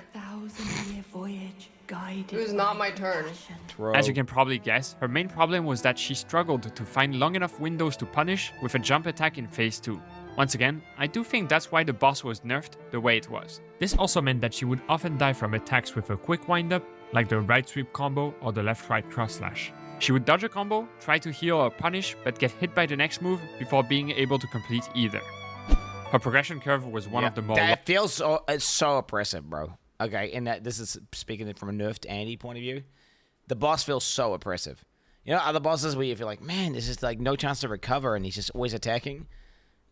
Yeah, that feels oppressive. Logical ones, especially if you take into account that everyone should always have a few bad attempts right before the winning one. It took her 174 fights to finally deliver the killing blow. Fucking hell! The damage of that attack is crazy. 39 Daft died 509 times in total. Holy shit. I don't even remember who that boss is. Who even is this boss? Who the fuck is she dying to 102 times? Which one? The dual sword chick. She was so easy, that dual sword chick. I'm going to be honest. That shit was so easy. So easy. The only hard boss in the game was Snake Guy. And he wasn't that hard. He wasn't that hard. Snake Guy and the Madness Guy. Where's the Madness Guy? Wait, why is the Madness Guy not even on the fucking list? Bro, is the Madness Guy not even on the list? What the fuck? Wait a minute. If their deaths are this high... and they're only counting these bosses. They're not even... My death count is counting all the rips, by the way, chat. My death count is counting all the rips in between. And all side boss fights. And fallen to full damage. That's the whole game, bro. She actually prepared the build she used for Radahn before playing the DLC. And if I understand correctly, the theme was Tampon and Dentist. I'll let you judge the fashion. What? She did end up using Milady, the DLC weapon, throughout, and only switched back to these two weapons for Radahn. She often engaged in some jolly cooperation throughout the DLC, by the way. And even played through the... I went back to my cozy claws. I went back to the cozy claws. Dude, Milady Enjoyers. A lot of people with Milady Enjoyers. It was a really fun weapon, actually. Milady was great, but like... Bro, when you're fighting this guy, you're like, nah, fuck this. I need to get the max damage I can possibly get, and you go back to your old faithful. Second time, almost right after. So despite her not necessarily reviewing it after completing like some of the other streamers did, I feel like I can safely assume she enjoyed it. Her playstyle is more in line with the ram your head against a wall until it breaks one, and it worked out pretty well for her. With an average of 84.8 deaths per boss, she actually ended up ranking 8th out of the 15 streamers. Comparatively speaking, Radahn is the boss against which she did the best, and that allowed her to climb 4 ranks compared to where she was before. There you go. Next up, let's take a look at someone who did not even once consider changing their build, XQC.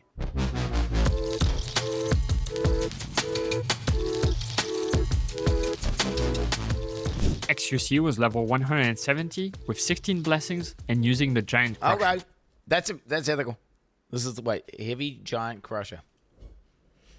What is that? What is that? Is that a good one? Is that a good one, chat?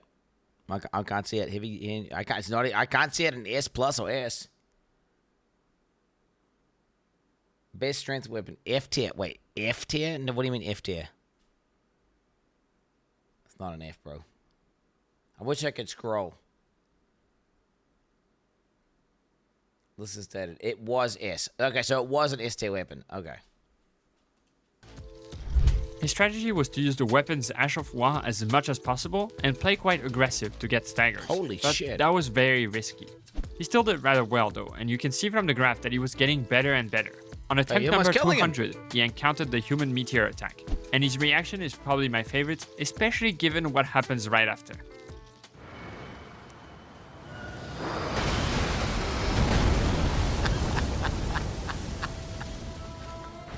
He lived it. How come this isn't the explosion thing that kills him? Did they add that in or something? No! Oh, that sucks. I think this sort of affected his mental state a little bit because a few attempts later, he decided to go back to the main game to upgrade his flask from +7 to +12. Also, I have the list of moves right in front of me when reviewing footage, but I think XQC had a different one in front of him because I can't find the moves he's talking about in mine. Rare. That's rare. It's rare, brother. Dude, he did the double, pause, double. Nah, that's rare. He did the super combo and then the fucking back-to-back triple double combo. This guy's a cope king, bro. This guy's a cope. He's a cope king. He's fucking 24/7 coping him. Overall, XQC died the most to the right sweep combo, mostly because he would try to punish too fast with his Achauffoir instead of waiting to check for the combo extension. He also rolled back a bit too often to heal, and that led to a lot of deaths from the Starkiller Cry combo, especially in phase 2, as it is extremely hard to survive if you don't dodge the initial AoE. In his 265th attempt, XQC depleted all of his flasks, but finally killed Radahn.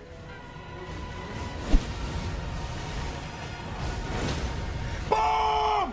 It's done! Woo! Get f***ed!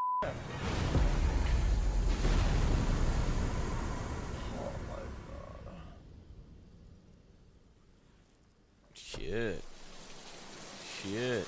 614 deaths only. He died 417 times in total.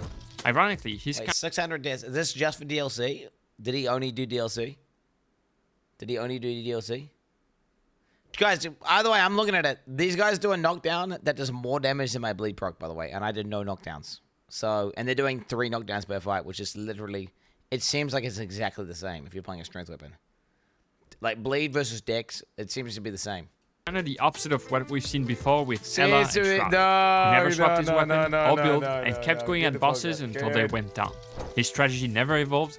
He just used his Achauffoir as much as possible and tried to learn the boss's moves a little bit better every L2 spammer, bro. To be perfectly honest, I do like swapping my weapons as I find new ones when playing, but if I encounter a boss, they're going down with whatever I have equipped at the time of fighting them, even if it takes hours. So I understand the mindset. In the end, XQC seemed to have enjoyed the DLC, but did complain about not having many windows to punish Radahn in phase 2, which makes a lot of sense as he was using a fairly slow Achauffoir. I'm sure you would have had a better experience and less frustrating moments fighting the 1.13 version of the boss with the longer recovery after every attack. I know nerfing a boss in a single player game can be controversial, but I think it may have been relevant here to allow people with various playstyles to beat the boss. Much more relevant than nerfing his HP, for example, as a band-aid, instead of realizing he may have That would have been lame. If they just nerfed his HP and it was just like some bullshit boss that kills you, and then you just randomly kill it, it's lame. The reason his huge HP bar forces you to learn the fight. Because it's like you can't just like kind of get lucky and just randomly burst him down. It's big HP bar. A bit too aggressive for slower weapons. With an average of 69.5 deaths per boss, XQC ended up in the 5th position on our list. Let's now look at Asthma goes a bit of an XQC. It looks like that's the case here, based on this graph I'm looking at, guys. Someone with a very similar amount of deaths on Radahn. Lyric. Oh, parry. A lot of parry cucks. It seems like parry's super OP. A lot of parry. 7,600, Lyric was damn! level 180 with 15 blessings and using the Misericorde and a buckler. He was also a New Game Plus. Lyric started out the fight by using the Dry Leaf Arts from the DLC, but after more than 150 attempts, he felt like it was time for a change, and decided to learn how to parry the boss. He also had some unconventional suggestions to make the boss better. Where are the f***ing scissors, bro? Cut his f***ing hair. True. So I can see where your shit-ass sword is. True. As usual, when people... So true. True. It's lame. No, he's actually correct. There's a thing. There's a fine balance between artistic style in how something looks, like aesthetically, and gameplay, playability, and fun. And this, they allowed the art to get in the way of the gameplay. They did. Repeating Larry's take, I was complaining about the hair the whole time as well, you fucking dumb cunt, which is why I'm agreeing with him, and he's totally fucking right. That hair was dog shit, and you could not see his fucking abilities at all. Because they wanted to have this vibe of him having long hair from this fucking little soy boy cuck hanging onto the Verdan's back. The hair should have been more transparent. Okay, it was too opaque. Couldn't see shit. Can't see what his abilities were. Can't roll them. Lame as hell. Straight up, they should. Dude, on God, they needed that. If anything, a way better patch for this game would have been, don't change in the timings or whatever. Just make his hair more transparent. And GG. GG. The bosses were doing fine. That was straight up. We'll start to attempt pairing Radahn. He did really poorly for a few tries before starting to get the flow of the fight. As we have witnessed already, the right sweep combo is the most deadly attack when rolling, closely followed by the left-right cross slash when parrying. And Lyric's stats reflect that perfectly. Despite ending up being rather good at parrying, he still didn't really find a way to deal with the second phase meteor attack. But after dying 270 times, he landed one final counter. Oh my fucking god, you mother... Don't you have to do that? It's like you get to spam bleed them. This parry shit is just like you get to spam bleed them and you don't take damage. It's so crazy. He's coming. He's coming. First try, boys. First try. Lyric died 400. Imagine saying it's your first try after you died 200 times, bro. That's cold. That's cold. 93 times to these 6 bosses. Honestly, him playing the entire DLC in New Game Plus made it a little bit harder than for most other people on this list. But he never ended up in the bottom 5 on any boss. He often used the Bloodhound step to have an easier time learning the moves of the bosses, but interestingly, I feel like it made the fight against Radahn more difficult in some ways. He would sometimes Bloodhound step and get hit before being able to cue a follow-up roll, whereas others would have been able to roll twice. He was a Bloodhound step parry user, dude. I mean, shit, dude. I don't know, guys. I don't know. I mean... Luckily, that problem vanished once he switched to parrying. Boom. With an average of 82.2 deaths per boss, he was ranked 6th on our global leaderboard. We're now more than halfway through the list, and the next person we're looking at died just one more time than Lyric. That streamer is none other than the Rat King himself, K-Draw.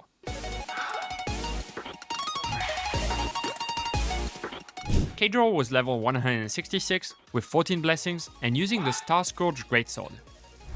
If you're wondering why the footage playing is different than with other streamers, it's because the exact day I wanted to download the footage from his VOD YouTube channel, it was deleted. Anyway, K-Draw played the Radahn fight over the course of several weeks, and I doubt that was good for his sanity.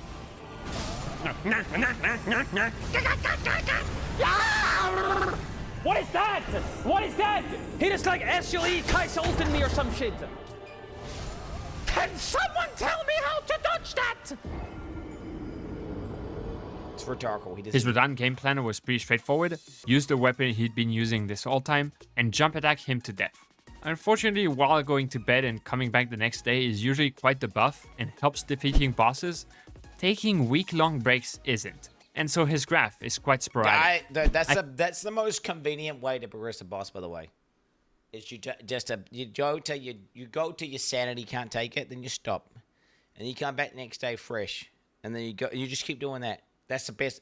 The raw dogging for like 400 death straight thing, not good, because you'll go mental doing that. I think it also contributed in making the Stomp combo quite deadly, as people usually assimilate it quickly, but he had to relearn it every session. He died 271 times, but the rat eventually got the upper hand. Patience. Go for it! There it is!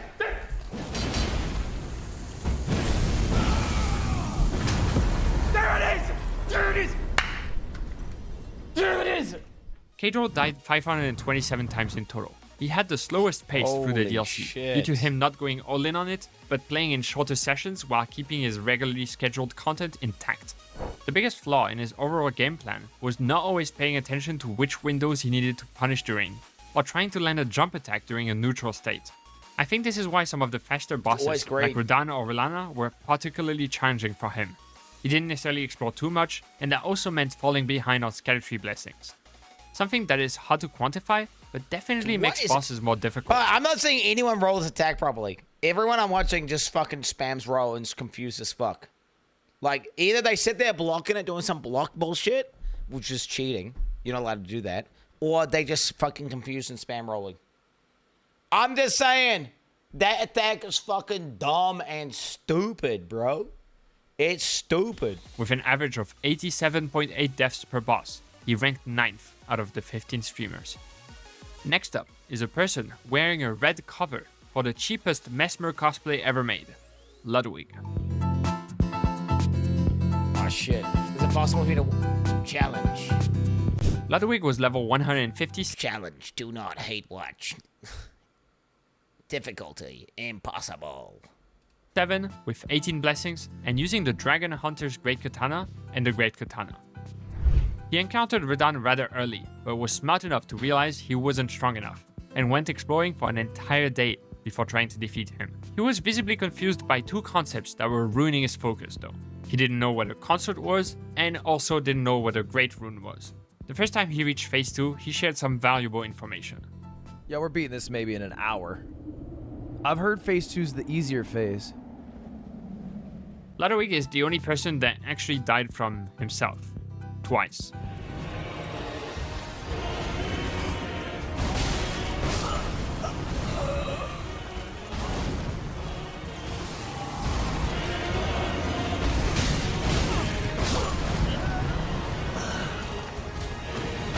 After that, we have our usual suspects, but the Starcaller Cry combo also killed him a bunch, since he rolled backwards to heal too often.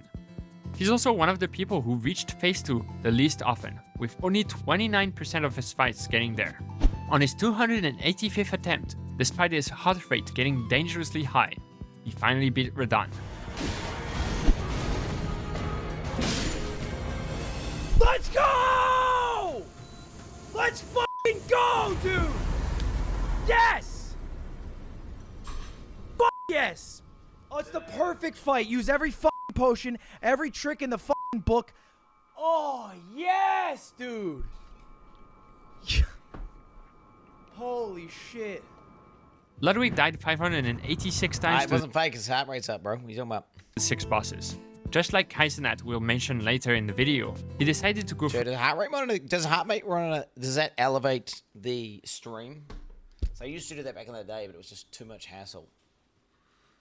You think it does? No, it doesn't. It's so I'm constantly autistically aware of the fact that I'm wearing it, and then I'm always like looking at my heart rate, and it's like you know. What's this? Depends. Not just running. I'm waiting. So there's technology out there. Scientists are testing some tech where you get a high refresh rate camera that just looks at the person, and then it can detect subtle shifts in the hue of your skin, and they can get your heart rate from a camera. I'm waiting for that technology to exist, and then you just get a camera pointed at you. But no, there's no consumer product to buy yet. There's no consumer product. I'm waiting for that to be released, because that'll be so nice having a camera that can read your heart rate. It's legit. It's real. It's a real thing. I've watched YouTube videos on it. Through the whole DLC in one go while being live the whole time. And although I guess a lot of us also played through the DLC quite quickly, I think trying to go through it as quickly as possible can tarnish the experience a bit. Luckily, it is somehow gatekept by the fact that he didn't necessarily know where to go and what was mandatory or not to proceed. The Scatter Tree Blessing system also forced him to collect some more fragments in order to have the strength necessary to fight Radahn, so he ended up exploring more anyway. I do think it would be a shame to only go through mandatory bosses. I feel like doing it the way he's doing it is the fastest way to kill it, though, right? That's like, it's a good way of because it's super fresh. And you can't do reacts. Because I feel like, do you think doing reacts in between attempts make you better or worse? Because I feel like it makes you worse. right? I feel like it makes you worse. Whereas if you're just doing that one thing and you're just waking up, logging in, playing PoE, waking up, going, and that's all you're doing, you start dreaming it, you start thinking it. Because I would just end the stream, go, and I'd be like, Abby's dominating me. I'm doing a bunch of stuff for Abby. There's a million things I got to do, trying to fix a coffee machine, and I forget about it. I didn't dream about Elden Ring DLC one time. Not even once. In this DLC, as some of the optional ones like Midra or Bale are a delight to fight against. He ended up dying an average of 97. When I'm playing PoE, I'm dreaming PoE. I'm dreaming PoE. I'm dreaming about. I'm having nightmares, waking up, thinking that I just died in PoE. Yeah, I must admit. Do you know what? 8.7 is actually too high. I think I actually only enjoyed that DLC at 8, a flat 8. It's a flat 8 out of 10. The DLC, actually. I really wasn't that addicted at all. I kind of just did it because I knew I had to do it, and I was looking forward to it, but it just wasn't. It definitely did not hit the same as the main game. It's good as fuck, very good, but I just wasn't as immersed. Wasn't as immersed. It is what it is. 7 times. You can't force that as well. You can't force that immersion. It just happens. Putting or him it doesn't happen. in the 11th position on our leaderboard.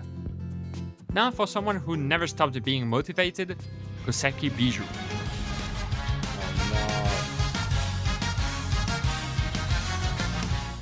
Bijou was level 175 with 17 blessings and using the Moon Veil.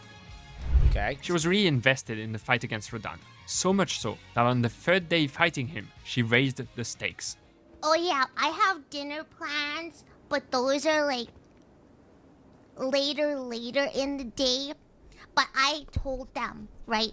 I told them, I was like, hey, by the way, if I don't beat this boss, I can't come. What I like most about Bijou's encounter with Radahn's 2nd phase is that she chose to just tank the Light of Miquella and spam her weapon out to deal more damage instead of running away.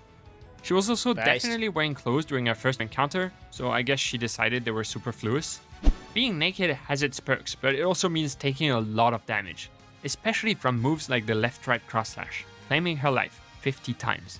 She died to Radahn 303 times over the course of about 10.5 hours. But Bijou did go and get dinner that evening. This weeb thing is going. going. It was a good one.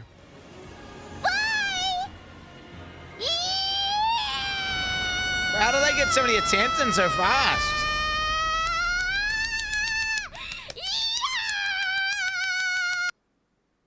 This went on for more than 30 seconds. Holy fuck, bro! Like, you know what I'm saying? Like, Bijou died 801 times in total. She was probably the most heartwarming person to watch fight the bosses of this DLC, despite ending up in the bottom 3 position. 231 deaths on Messi, the Miz Mussy. Most bosses. I don't get that. Wait, did those bosses get nerfed too or something? I don't get it. Cause that dragon thing was not hard at all. I don't even remember this boss fight. Mesmer was yes. It was like a. It was. You know what? That one made me like go. I need to go do something else because this shit is pissing me off. That one was like. Fucking 30 minutes. That one was like 30 minutes. Of this DLC. They did. Despite ending up in the bottom 3 position on most bosses, she always seemed very joyful playing the game. She had a themed build that wasn't as optimized as some of the others we've seen so far, and never really considered changing it for the sake of making it easier on herself. Actually, quite the opposite, as her main strategy when things weren't working out was to go completely naked. Now, I haven't noticed a considerable change in performance when doing so, but as someone who also tries random stuff like putting the music to max volume or removing pieces of equipment, I fully support this unconventional strategy. It's crazy. With an average of 133.5 deaths per boss, she ended up ranking 13th out of everyone on our list. Up next is everyone's favorite suicidal pirate, Emiru. Oh shit. But how come you play with one eye? I don't get it. Emiru was level 198. So over leveled. Okay, plus 11, ethical. A boom. A blood milady. Based. She knows what's up, bro. 16, ethical skibbity frags. Ethical skibbity frags. With 16 black... I get dude, I'm pretty sure whenever this happened, this is not... blessings and using a blood-infused milady. Very early on in her attempts, she asked herself a question that most streamers really hated. Have you seen this, by the way, Jed? Almost no one's using bleed at all. All the OP ones either parry. They're all either parry or strength. And then that one weeb did the punch. Finding out the answer to. I'm scared! Bitch, what the fuck? How could you be with one eye like that? How many moves does he have? She was relying on her Ash of War to deal damage, but because it's a bit slower than a normal attack, using it in phase 2 would often lead to trades, and these were not winning trades.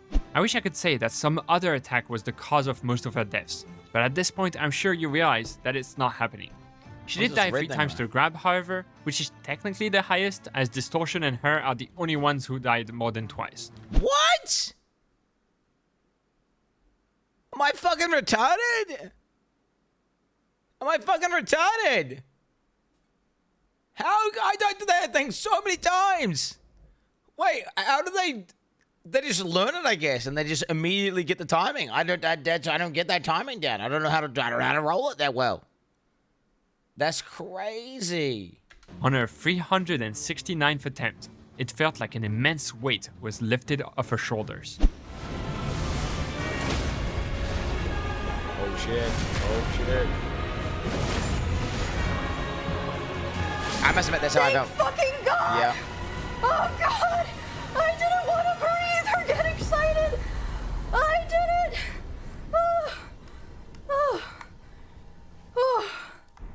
I'm free. I mean, it's that, bro. That's exactly how I felt when I beat him. Relief.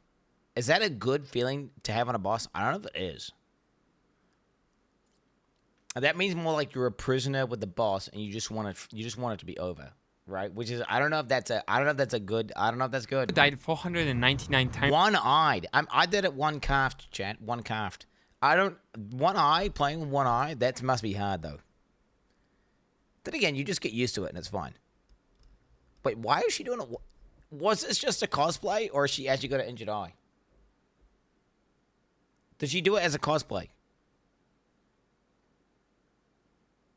I get you guys making the miskip joke. That's the first thing I did whenever I seen this clip. Was like, did miskip get to it? But like that, no. Was it? What I'm saying is, was this a cosplay or was this actually an injury? Scratch cornea. Oof. Thanks to the boss's studies. Throughout the DLC, she always had a system with snacks. They are only allowed if she performs well, but forbidden if she doesn't. This was her strategy against Radahn, for example. Unfortunately, it seems that this system has one major flaw: her determination. Okay, if I make it to second phase, I can have a piece of bread or a hot chip. I'm going against what I said. I need to stress eat. Just this one time. What is that she's eating? What she can? What that is not a natural color. That's the only type of color. You only get color like that in the USA, where they have like illegal, like cancer-causing colors. Liar. Oh shit. I really like the idea of having a real-world incentive to try and perform better in a video game, though.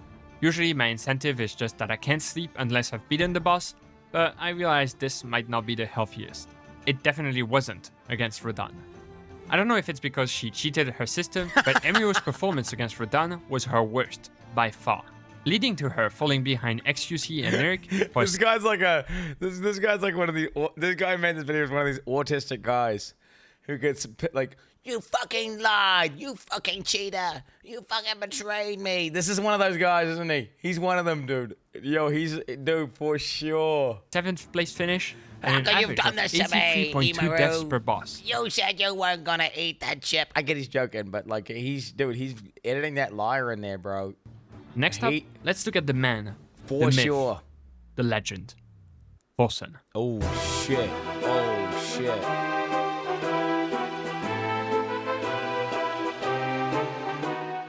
Forsen was level 150. Bro. That's the most ethical out of anyone, by the way. 11 skibidi frags. 136. Ancient meteoric greatsword. Is that ethical? Is that weapon ethical, chat? Is he at least got an unethical weapon? That would be like is he at least got an unethical weapon? Is it good? Was it pre-nerf? It was good. Okay, so he did have a good weapon at least. That is insanely ethical. Holy shit. That's insanely ethical. 6, the lowest out of everyone here. With Like, no parry as well, right? So he's not parry cuck. He's not cheating with parry. And he's at 11 skibbities, and he's going to get a +5. only 11 blessings, and using the ancient meteoric ore greatsword. What?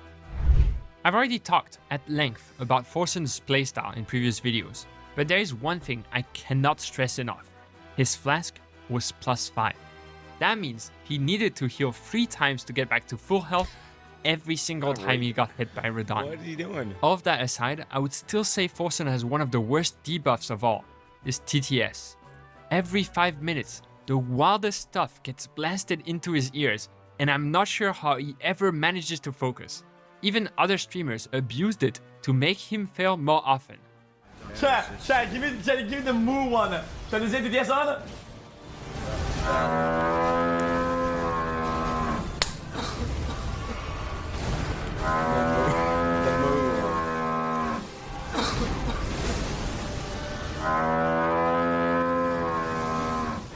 Forsen actually didn't die from the Starcaller combo too much, indicating that he was aggressive enough, just maybe not waiting for the best opportunities to punish Damn, the boss. he rolled that shit easy. Surprisingly, his progression curve is actually quite consistent, and after 425 deaths, he beat Radon.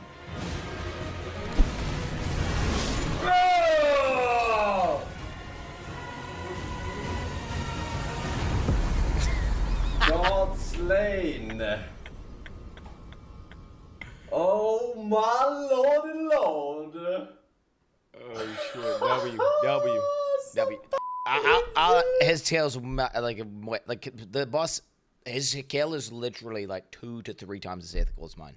Like a multiplier of 2 to 3x. Like 200 to 300% more ethical than mine. That's the most ethical kill we're seeing. Like, you know, if we're talking about Asmongold's kill being like, you know, whatever, like 1/100th as ethical as my kill, his one's literally 2 to 3 times as ethical. That's insanely ethical. That's like that. I'm getting an ethical boner watching this. Actually, it's like that's getting and respect. That's respect. But that's no parry. Fucking underleveled. I mean, holy shit. Flasks for ants, huh? Under level. +5. God Gamer is here to stay, huh? He sounds like a thing, bro. Fucking first try. First try. You call this a boss, Miyagi? I fucking laugh at this shit, man. Try harder. Forsen died 1,141 times in total. Holy shit. Holy shit. Holy shit. That's what the fuck is he doing, bro? The fuck is he doing? That I'll be honest, like that requires some level of brain damage that I do not have. That's insane. That's crazy. Kind of a spoiler, as we have 2 more people to go, but he's the only one. How long was he playing this for? How long was he playing Elden Ring fucking DLC? Was that like a month? A day? We just did it. He just did like one single stream, one big one. Just did a subathon. He was playing so long the boss got nerfed. And breaking the 1,000 deaths threshold on the 6 bosses studied. I think there are quite a lot of factors for that. The flask, the stubbornness, the TTS, it all culminates in one of the most chaotic performances to watch on this list. Sometimes I watch one of his fights and think he's actually doing really well and might get the boss within a few attempts, and then it takes 5 more hours because he appears to lose focus. With an average of 190.2. What the fuck? Bro, that's like every boss is canceled. Like, chat, once you get over 100 deaths, that's pain. And he did that, what? Is it 6 times? 5 times. He did that 5 times? 5 or 6 times. He did, oh my god. That, I'll be honest, man. I don't know how he has that. That level of mental resilience is impressive. How many bosses? I don't know how many bosses that is. Oh, 1,000. So 6 times. My bad. Yeah, total this. So he did that 6 times. It's only boss this, by the way. That's only boss this. So he would have died to trash 1,000,000 times as well. That's crazy. I would have just like quit the game. Well, I wouldn't have. I would have just leveled up, right? If I was dying 190 some starter boss, I'm thinking like, what the fuck am I doing? I'm just gonna go level up. Like I wouldn't do that. I just couldn't. It seems illogical and insane. It's crazy. Deaths per boss. Osen, unfortunately ranked last out of these 50. How is that not fun? Dying 190 times per boss is not fun. That's fucking torture. That's torture. Fuck that, bro. Bro, surely his chat would have been... You guys were getting over me dying to that boss, right? You guys were getting over it. I was over it. Like, dude, by the time I was over, like, day 3, I was like, dude, I'm over this. Like, why is this boss not dead? How come I haven't killed it yet? What's this fuck? I was like, fuck, can it just die? And when I killed it, it was, like, exciting, but then I was immediately like, it was a sense of relief. But he's just doing that on every boss. Teen streamers. Crazy. Before we check out the 2 people who died the most, I'd like to give out an honorable mention to Dan Gisling. Because of some chatters taunting him about his choices, he chose not to level Vitality or use Scatter Blessings, and it took him an astonishing 3,470 attempts over the course of several months to defeat Radahn. 3,469. It's not. It's over. It's over. It's over. It's over. So you're gonna go mental by the end of this, right? Never over. It's over this time, Chad. It's never over. You never give up. I don't care how many times you bash your head into a wall. It could be made out of 20-foot steel-enforced brick wall. You don't give up. You keep bashing your head against it, and eventually it starts to crumble. Holy shit. I mean, that's crazy. That's big dick. I mean, that's big dick. That's big dick. That's mental. It's mental. But oddly enough, was he actually taunted by the shadows though, or was he doing it for stream? Because I must admit, I got taunted by shadows to fighting bosses naked with a club. Both. Yeah, I hate that. You can't let them control you. You know, I went for this DLC, not letting them control me. They would call me like unethical, cheating. They were doing all this shit about like, and you just gotta not let them taunt you.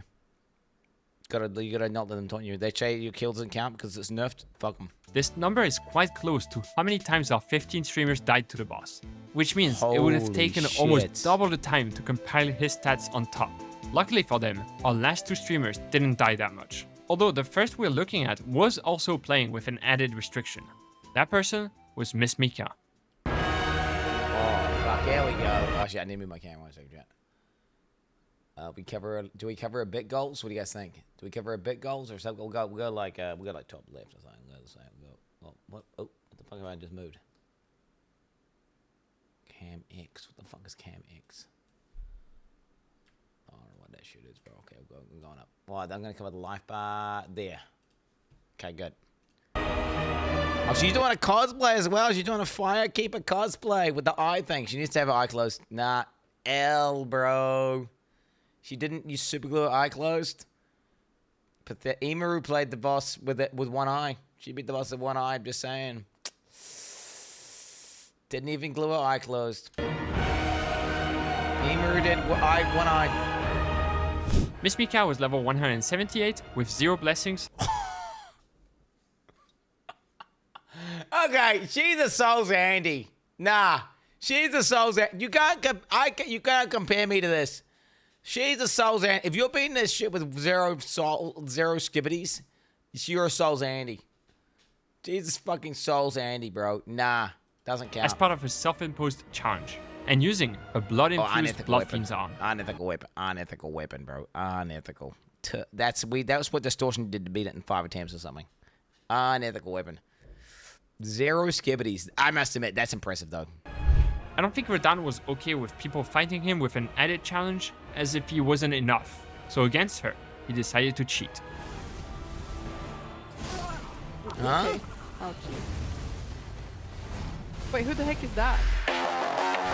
With no blessings, her survivability was quite low, and so the near undodgeable left-right cross slash was absolutely devastating, almost overtaking the right sweep combo in terms of kills. She was also the person who died to the promised consort combo the most, since she couldn't really rely on spam rolling, as one hit from it could immediately end the fight. Wait, really? She did reach phase 2 in more than half of the fights, which is impressive, and really highlights how hard the second phase truly is. What the fuck? Also, if you're wondering why there is a bump in the middle What happened? Why did she get worse here? She regressed. She regressed. of her graph, it's because she attempted and quickly gave up on parrying the boss.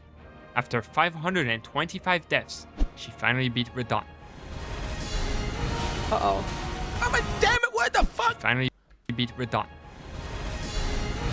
5,000 damage! But wait, 0 skibbities! Oh, it's a bleed proc. Oh, okay, it's a bleed proc. I thought she was doing some strength attack. Okay, then, okay, ethical. Ethical. All right, ethical. Okay, I thought she did 5k damage instantly. So, like, what? She just has to hit the boss like 5 times and he just dies or something? Uh-oh. Yes! Wait, how's she block? Uh-oh. How's she blocking that? Wait, you can block with the weapon and it works. Yes! Woo! Oh. Not even close, baby. Nah, that shit. As a reminder, the more Mika... she's a Soulsborne Andy. I didn't realize she was a Soulsborne Andy. Whenever she was beating all the bosses with a dance pad, I didn't realize she's actually... It's like Distortion beats bosses on a dance pad. Yeah, these Soulsborne Andys have these fucking timings memorized in their brain. They done the fight like at 570 times. Okay, so when you say some person beat the boss on it with a fucking dance pad, well, that's like a Souls gaming pro. It's like ZZ Ran beating Path of Exile with like his mouse reversed or something, right? I mean... progressed through the DLC, the more she realized that Skeletree blessings weren't essential to beating the bosses. And that went really well for her, up until Radon. She died 591 Insane. times to the 6 bosses studied, and What? Did she shit on these bosses? Is this because she had no skibbities on the last one? around 90% of these deaths are to Radon. Now obviously it makes sense that the end of the DLC would be significantly harder than the start, especially with 0 blessings. But I think Radon's design, especially on release, made him particularly hard to beat without getting hit a single time. Yeah, it's because you could. That's why I beat all the other bosses. You could kind of brute force them with enough. You just had to. Again, this guy didn't let you. He was not. He didn't. He was so oppressive and punishing that he just kill you. It doesn't matter. The other bosses, you die when you run out of SS flasks, so you always chug. You could always chug through it. Whereas this boss here would just you'd be in the last phase with 10 SS flasks and you're dead on the ground. It doesn't matter, right? It doesn't matter. That's what it is. That's why it's so hard. With low defense, any mistake he just can kills you. immediately spell doom. Mika had to stay locked in for the duration of the fight. I find it funny that Souls games push people to stick to their self-imposed challenges even when they realize that maybe they're not the best ideas. Now obviously streaming is a big part of it, as their audiences... Shut the fuck up. Shut... Yep, post-nerf takes. Yep. Oh, shut the fuck up. Okay, yeah, whatever, guys. This might never let it go if they were to actually give up, but there's also an unmatched feeling associated with defeating a boss against whom you struggled for hours just by playing it better. Not changing anything about the conditions themselves, but just learning and improving to secure the victory. With 98.5 deaths per boss, Mika dropped down quite a lot to the 12th position on our leaderboard. Now for the worst performance on this list. Someone who died just as much as Mika, even though they didn't have any restriction. That person was Quin69.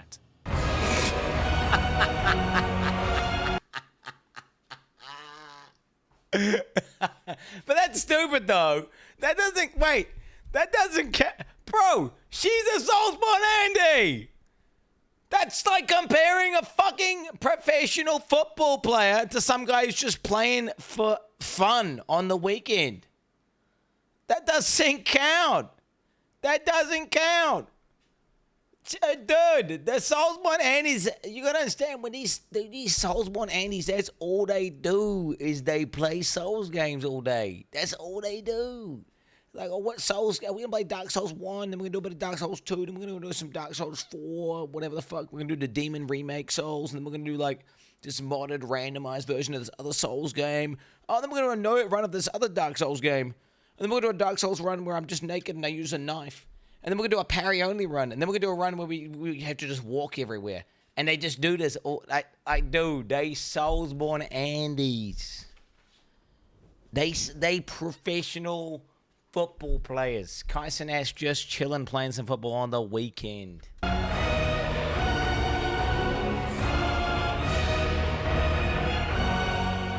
Kai was level 1. They all use this weapon, eh? This weapon must be fucking 18 frags. Okay, a little bit high. 176 ethical level. Good upgrades on the fucking flasks. The blood fiends are OP weapon. 176 with 18 blessings and using a blood-infused blood fiend's arm. What we've seen so far is that people quickly understand the flow of the first phase, but struggle quite a bit on most combos past the transition. And Kai was no exception. Well, except that he didn't really master the first phase that well.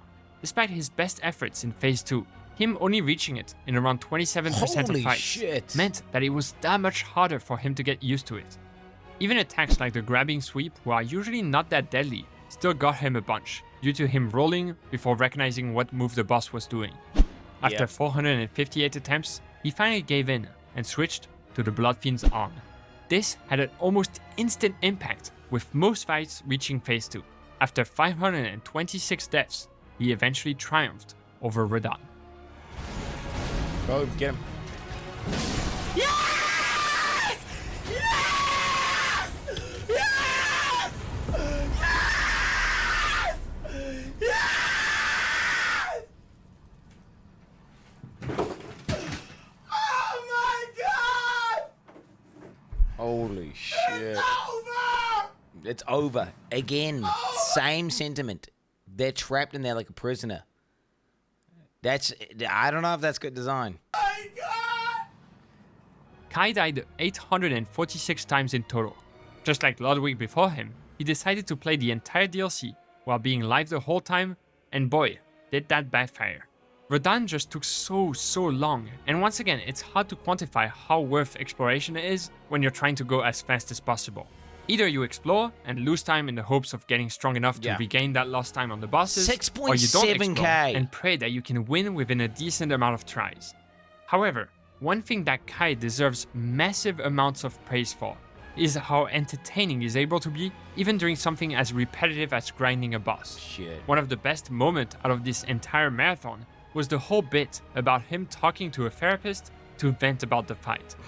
Yo, he is elevating beyond reacts. He is elevating beyond reacts. He's literally getting a therapist. And, oh my God. So I thought I was smart with the, putting a react in every now and then. Because, like, you go and you die the boss, go and die the boss, go and die. It's getting pretty monotonous, pretty mundane. Okay? He gets a fucking therapist. Dude, he's on another level of streaming. Melania, I killed her. She was the hardest one, by the way. She killed me 500 times. I killed her the last time, right? Okay. But damn, like him, like, bro, he is so annoying. Yeah. No, it sounds like this character's giving you a hard time. Other than that, he's very emotional and regularly discusses things with his audience instead of going non-verbal and locking in, which might explain why he regularly is in the lower end of our performances. With an average of 141 deaths per boss, he ended up in the 14th position on our leaderboard. God damn. And with that, we are now done studying Radahn. Here are the total stats, with the right sweep combo and the left-right cross-slash being the deadliest attacks by far. What I wonder is how different these stats would be if streamers faced the current version of Radahn. Yeah. I suspect the right sweep combo would still be the major cause of deaths, but the slowed down left-right cross-slash is probably more forgiving than before. Radahn is the boss that killed our streamers the Not most, much of a difference. with more than double the kills of... It's pretty much the same boss. Speaking as the guy just did it, I'm pretty good at video games, and I did it in about what they did, maybe a bit less, right? So it's probably about the same, maybe about 10% harder. I'm 10% easier, say, maybe 10% easier. Mesmer, on average of 250 kills per streamer.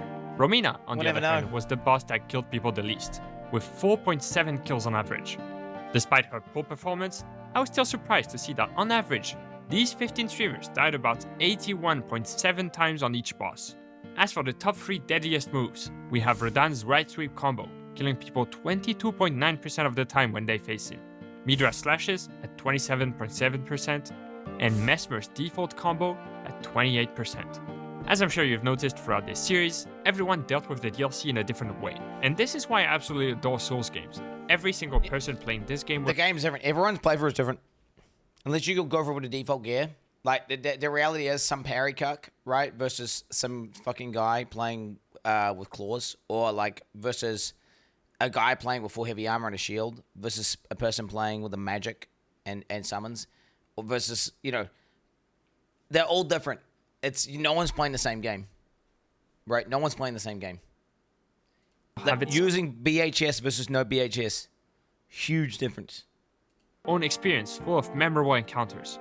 One boss might be a nigh impossible challenge for some, while for others it will be a cakewalk. And if you take the time to really ask yourself what you enjoy in games, then you can probably find that in Elden Ring. You enjoy overcoming impossible odds? Play a squishy, low damage build. You enjoy overpowering enemies and have a little bit of a god complex? Make a build that will kill everything in one hit. You enjoy helping others or absolutely ruining their days? The multiplayers got you covered. And I was able to witness that through watching the streamers. Some of them just kept going at bosses until they won. I'm most impressed by Forsen. I'm most impressed by Forsen. Well, do you know what? The Miss Mega kill's pretty sick as well. The zero skibidi frags, it's pretty impressive. But she's a Soulsborne Andy, so it's like, you gotta scale it. You gotta scale it. Went exploring to get stronger, and several even did some jolly cooperation.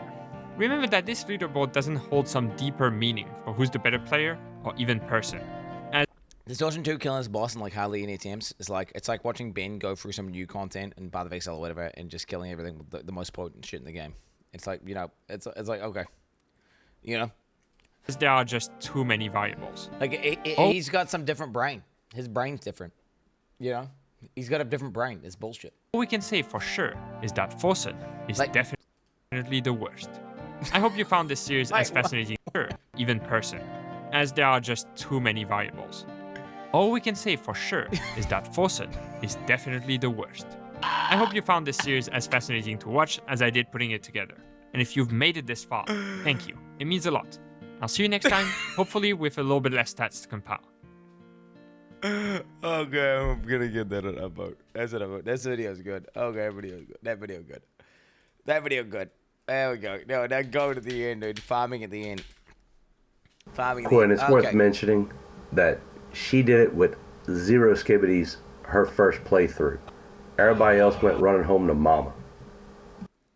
Dude, zero. Yeah, true. Okay, what do we got here? 5,600 deaths. 670 deaths to Radahn. I would classify, by the way, Moon's classified as a Soulsborne Andy, right? He's classified as a Soulsborne Andy. No, he is. Dude, he plays PvP and all this shit. He does like, he sits down and plays Dark Souls, and he does PvP in it. Yeah. Nah, I classify. Dude, how many hours of Soulsborne has he got? How many hours of the game has he got? What's his playtime? What's his playtime? What's his playtime? Let's have a look at that. Okay, like 1 HP. So he gets one shot by everything in the game. So you just can't get hit. How much damage did you get? Oh my god, dude. Bro, Moon has autism. Holy fuck.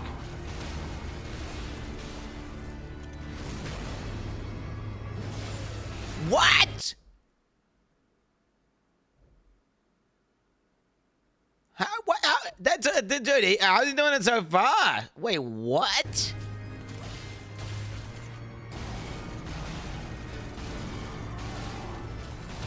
So basically, he's doing a no-hit run, effectively.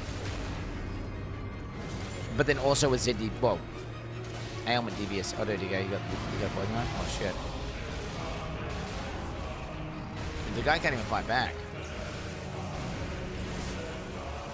Bro, what's that movement? That's Soulsborne. That's Soulsborne anti-movement right there. That's what that is. What was that? I guess that's 670 attempts of movement.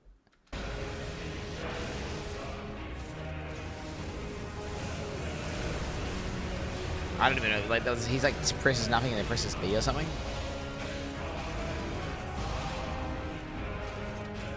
He's got full non-verbal, isn't he?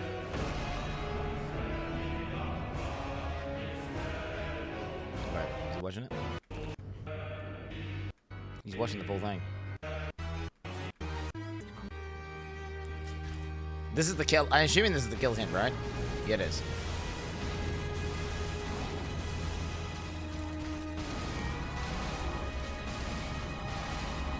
Wait a minute, this is not the OST for the boss.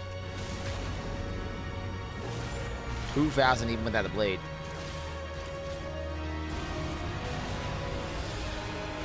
He's gone full non-verbal with no cam. Full non-verbal with no cam. This is like, he's going turbo. He's channeling maximum autism right now.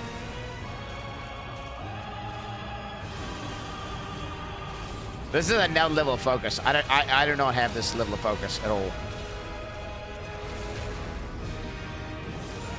This level of focus is immense.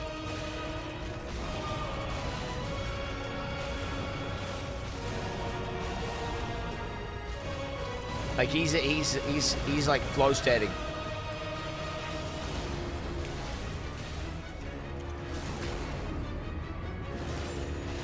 Okay. Holy shit.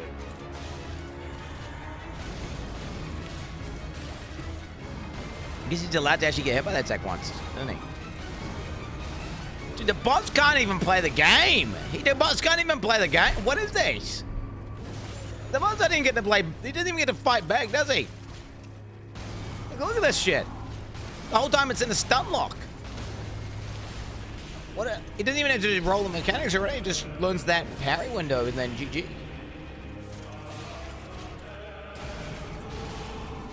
Does he ever do moves?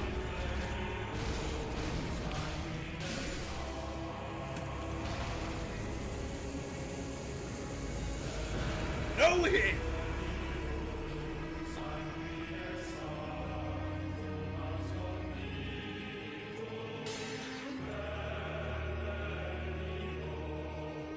No hit!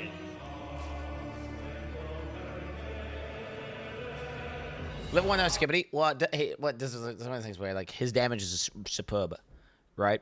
He just can't get hit. That's the main thing, right? I mean, if you time how long, I guarantee you Forsen killed him slower there, right? For sure, Forsen killed him slower. Dude, he killed him so quick. He killed him so quick. That damage was nuts. And his damage, yes, he's level 1, but he killed him so fast. I mean, dude, 670 attempts. He's clearly mastered the frame of him doing the various attacks. He's perfectly memorized it, hasn't he? Impressive stuff. For sure. Impressive stuff. I could do that if I felt like it.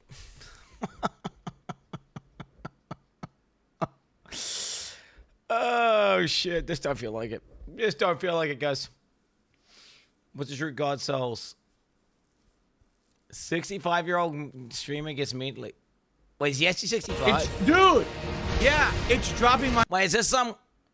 Wait, is this one of these Hate Watcher things? Is this some Hate Watcher thing? No, I don't want to watch this. What were his stats?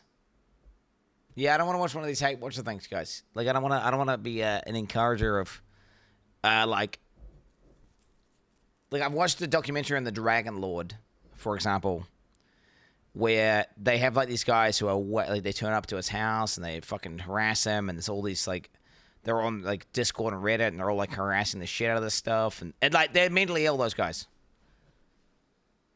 They're mentally ill. See, look, the sheeps are chilling, aren't they, mate? They're chilling. The sheeps are chilling. Was this my death count? What's this? Elden Beast. Yeah, I definitely remember this moment more fondly. Dude, I liked Elden Ring a lot. The base game I loved. The base game I love. Nice sheep. They're getting a haircut. They're getting a haircut, chat. 1306. I want to see the lore, guys, of the DLC. Does anyone understand the lore? Does anyone understand? I can watch all the stuff that I can all these spoiler things I couldn't watch. I can now watch it.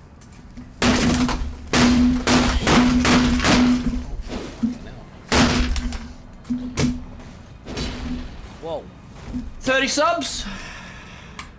Let's get those 30 subs in, yeah. Another display. Another fucking display. Your fucking display. Suck my dick. Dude. Display. Suck my fucking dick. Bro. How about that? The scammers at Display, bro. They are scammers, guys. These Display guys. They are scammers. True. What happened here? What is this? Why is he doing that? Why is he doing that, bro? Why is he doing that? Why is he doing that? Well, I'm just calling them scammers, chat, because they just never pay me. Like, we did a custom bespoke display, sold a bunch of them, and then they just never pay me at all. You know, a bunch of people bought displays. I mean, don't get me wrong, the product itself is good. The date company specifically is scammers. Okay.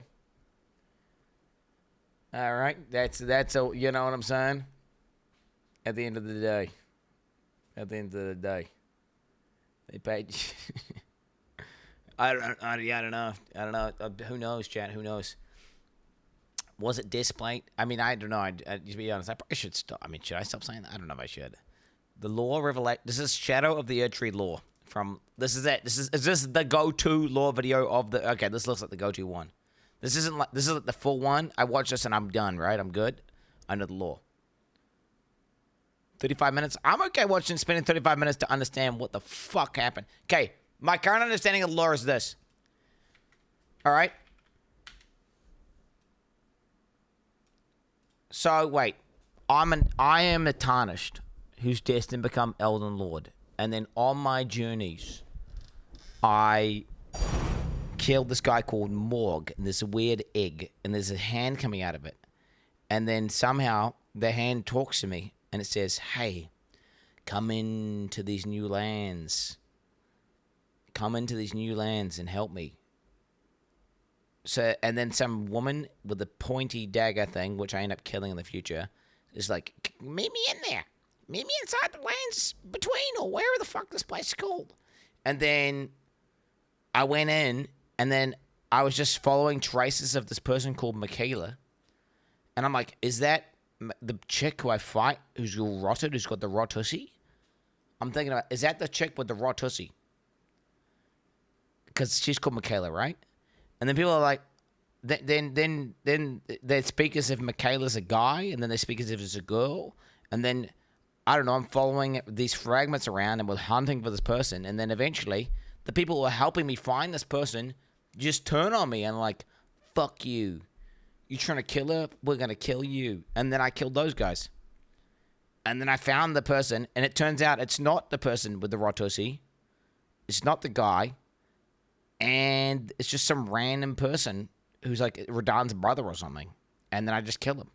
And that's my current understanding of the story.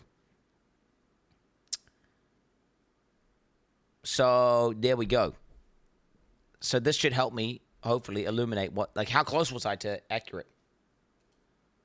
I'm willing to bet that as soon as you entered this place, you knew that we were going to get some answers in the shadow of the Erdtree. And we have. There are satisfying revelations regarding Queen Marika, and Mikola, and the Omen, and dragons, and Marika, Queen Mikola, they all sound the same to me. So I'm bricked. My brain doesn't operate like that. Like they're too similar. They don't show you enough of the characters. I still don't know who he's talking about. I don't know if I can understand this video. I don't even understand who he's talking about. We even now know what Melania whispered to Radahn in this scene before her scarlet flower bloomed in Caelid. This video will only scratch the surface. It's just an overview, a teaser of new revelations and the foreshadowing of a deeper analysis to come. The lore is too deep. Let's get into it, and this time, let's begin at the end. Okay. After you defeat the final boss, promised consort Radahn, on your 400th attempt, you can read the Remembrance of a God and a Lord, which states, in their childhood, Miquella saw in Radahn a lord, his strength and his kindness that stood in stark contrast with their afflicted selves. The cutscene that plays here is a memory.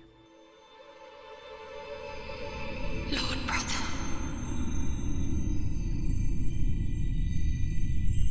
I'm going to be a god.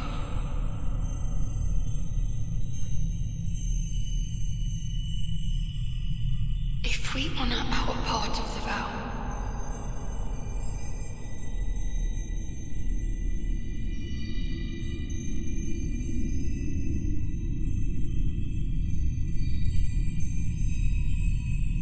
promise me you'll be my consort. Okay.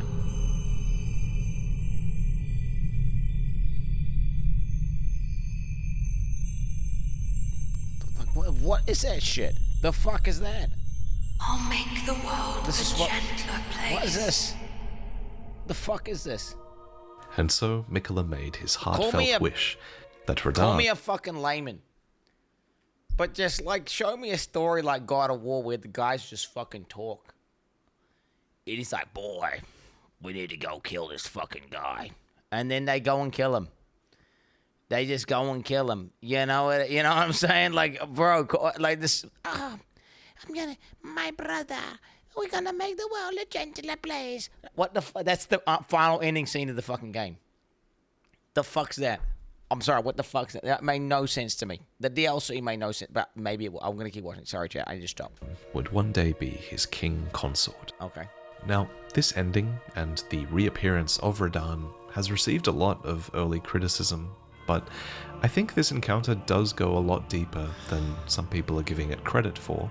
For example, we're hearing about Miquella's side of the vow in this scene and about what Miquella wants, but what about Radahn? What was his part of the vow? What did he want? There is evidence of Radahn being kind, sure, but this is also a man who celebrates war. Did he truly share Miquella's vision for an age of compassion? And if he wanted to be with Miquella, why did he fight so vehemently against his death in the lands between that would have brought his soul to the realm of shadow with Miquella? What? But the most chilling thing about this story, I think, is that Wait, this is the even underworld. if Radahn did want to become Miquella's lord, and I can see that... I'm confused. Wouldn't we find some spire thing that said this blocks souls from coming here? Didn't we find some shit that blocks people from coming? Wasn't it like the opposite? I remember finding a blocking device. Side of the argument too, to be fair. But even if he did want that, do Radahn's wants even matter in the face of Miquella the Kind? As we speculated long ago, from items like the Bewitching Branch, Miquella has the power of enchantment over others. He has the power to steal hearts. Literally, if you are embraced by him twice in the final fight, your heart is stolen, and it's like a part of you dies. Lord of the Old Order, Not a death. let us go together. That's mind control. This That's effect evil. can also be seen in Miquella's faithful band, who overcome their differences and No free will. shortcomings to fight for Miquella's cause, until Miquella's enchantment is broken, and they turn at each other's throats. And what makes Miquella a fascinating character is that he isn't manipulating others for selfish reasons. His cause actually is righteous. When he wields love as a weapon, he does it genuinely to make the world a better place, without any intent to Why do we cause kill him? harm. However, Wait, I don't get. If he's a good guy, why do we kill him? Like, why do we kill him? If he's a good guy, why do we kill him? Doesn't make any sense. such acts are still oppressive. If your want is taken away, what is left of you that remains? Perhaps the saddest example of this is Moog, who, as we speculated, was indeed under Miquella's spell. She's mind Once, controlling. Well, he's in mind an controlling. attempt to free Lord Moog from his enchantment, I challenged tender Miquella, only to have my own heart rather artfully stolen. I knew not how weak I was, I believed It's that a with mind control sufficient demon. mastery, even an Empyrean would be within reach of my blade. I could not have been more mistaken. Mikola the Kind is a monster. True. Pure and radiant. True. He wields love to shrive clean the hearts of men. There is nothing more terrifying. In the specimen storehouse, you can find the secret rite scroll, which details the secret rite by which Mikola will ascend to He's a bussy boy banshee, bro. He's a femboy banshee. godhood. It reads, "A lord will usher in a god's return, and the lord's soul will require a vessel." Ansbach It's like reveals it's like one of them. What do they call it? So he's like a siren of the deep or whatever, except a fucking femboy. Mikola's plans in full. After Lord Moke's slaying at his dynastic palace, it appears his Incubussy. body has Yeah. been absconded with and taken straight to Kind Mikola. As if using Lord Moke to gain entrance to the land of shadow were not enough, he plans to use his corpse as the vessel of his king consort. He has forsaken Lord Moke's soul. He desires only his empty shell. In your fight with Radahn, you might have noticed the horns sprouting from his gauntlets and his tendency to perform blood flame attacks. This is because Radahn occupies Moog's body, fulfilling the terms of the secret rite at the Gate of Divinity, where Mikola will become a god. So, in retrospect, Moog was that's under cool. That's cool. I mean, I remember him saying some shit about like the Moog guy's body being used. So that little femboy was actually evil as fuck. He's like used mind control on some fucking poor dude who's alive, gets him killed, steals his body, and then uses it as a vessel to resummon her brother. She doesn't give a fuck. That's fucked up. Mikola's spell all along and became obsessed with Mikola, believing that they would ascend together as Lord and God. But Mikola had plans for Moog, not just as a corpse to pull into the realm of shadow as a vessel for Radahn's soul, but as Ansbach reveals, Moog was also used as a means for Mikola to enter the realm of shadow in the first place. A while back I speculated that the realm of shadow was a sort of death dimension, and that Mikola's sacrilegious death at the hands of Moog might have been intentional so that Mikola could enter the realm of shadow, and actually surprisingly those speculations were proven correct as well. Wow. Ansbach confirms that Moog enabled Mikola to enter, and the Tower of Suppression That's a tower. makes it clear that all manners of death wash up in the realm of shadow, which lies at the very center of the It lands blocks between. it, right? It blocks it. Incidentally, Radahn's return also answers one of the biggest mysteries of Elden Ring, which was what Melania whispered to Radahn as she let the rot flower blossom at the end of their fight. According to the young lion's helm, she whispered, "Mikola awaits thee, O promised consort." And so Melania's southward march to Caelid is finally explained as well. She was there to kill Radahn so that his soul could be taken to the realm of shadow and the vow could be upheld. He was freeing her. She was freeing him. Okay, but wait, is that because she's getting mind controlled by that psycho Michaelia motherfucker as well? Or? At any cost.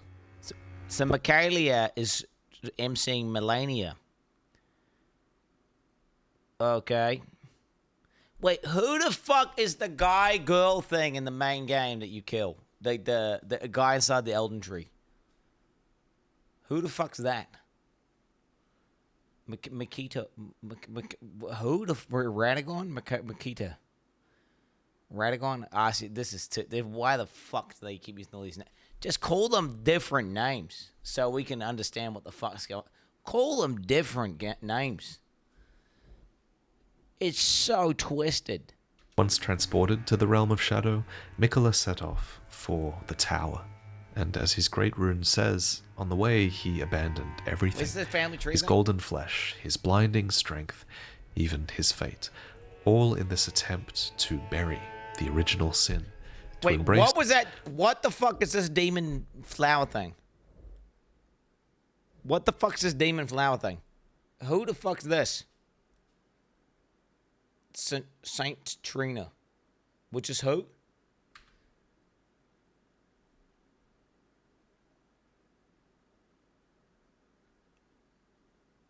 Oh my god, that's Michaela. That's Michaela's other half. Wait, the femboy? The femboy's other half. Okay, we'll just start calling that other guy the femboy, okay? So we can keep up. The tower. And as his great rune says, on the way he abandoned everything. His golden flesh, his blinding strength, even his fate. All in this attempt to bury the original sin. To embrace the whole of it and be reborn as a new. Wait, this is going to be illuminating, chat. This is going to be illuminating. We're about to be illuminated. Ah, that's not it. The fuck? Wait, let me just paste this into my own chat so I can copy it. Wait, where are we? Paste. Let me just... This is about to illuminate us. We're about to illuminate. Okay, so wait. Okay. Renala, the Twin Moon Knight. Okay, wait. So they... Wait, who? This is not making any sense. The fuck does this mean? What does it mean sideways? So they didn't have any kids. They're just sisters. So Renala, the Full Moon Queen, is the brother of this. Wait, where's the mother? Where's the mother? I can't read this fucking tree. Two people make a thing. Okay, Queen Marika. And that Joffrey the Elden, the first... Oh, this guy's sick, bro. This guy's sick, by the way. Love this guy. I don't understand what the fuck this is. The family tree is not helping me at all. Okay, Mesmer is brother to this... Wait, Melania is the... Wait, this Firekeeper is the brother of... The sister of Mesmer? What the fuck? And then Michaela... Is this... Wait, this is the fanboy. So Melania's... Wait, who's Radon? What the fuck's Radon? What the fuck is Radon? Mogul of Blood. This family tree sucks. He's over here. Rainy the Witch. Rykard. Left. I don't understand this family. So you're saying these 2 points out. Okay, so Radagon had sex with Queen Marika. And then they had these 4 kids. Renala is cheating on her husband with Radagon. And then she had Radon. Wait. So they're half brothers. So Melania's half brother with Radon. Half brother. Okay, half. Okay. And then Mog. So wait, she's mind controlling her own half brother? Dude, what's up? What? Why the hell did all of their kids, Queen? What the fuck's going on with Godfrey and Queen Makira? Why did all their kids get all twisted and like horns and all this disgusting shit? Morgan and Margaret, they're all disgusting abominations. How the fuck did they get so twisted? Alabama game, yeah, I don't know. So these guys are all, so they're all related. So they're all half, either they're direct brother and sisters. So Melania had a kid called Millicent. Oh my god, descendant. What is this? Godwin the Golden? And then these guys are like, what? Godwin. Oh, so this is who you wanted the final boss to be, is this guy, Godwin. So you wanted Godwin to be the kid. So you wanted the final boss to be this.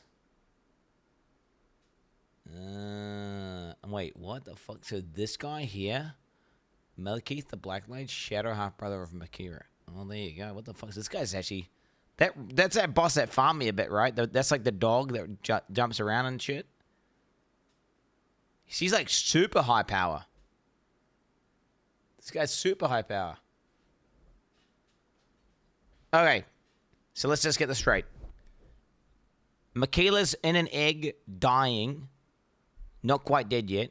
She tells Melania, yo, we're going to go to this new universe in the Shadow Realm, homie. Okay? Go kill Radon. Go kill him. So then he can be my consort. She goes over there to kill him. Doesn't quite do it. Gets him weak. Okay? Boom.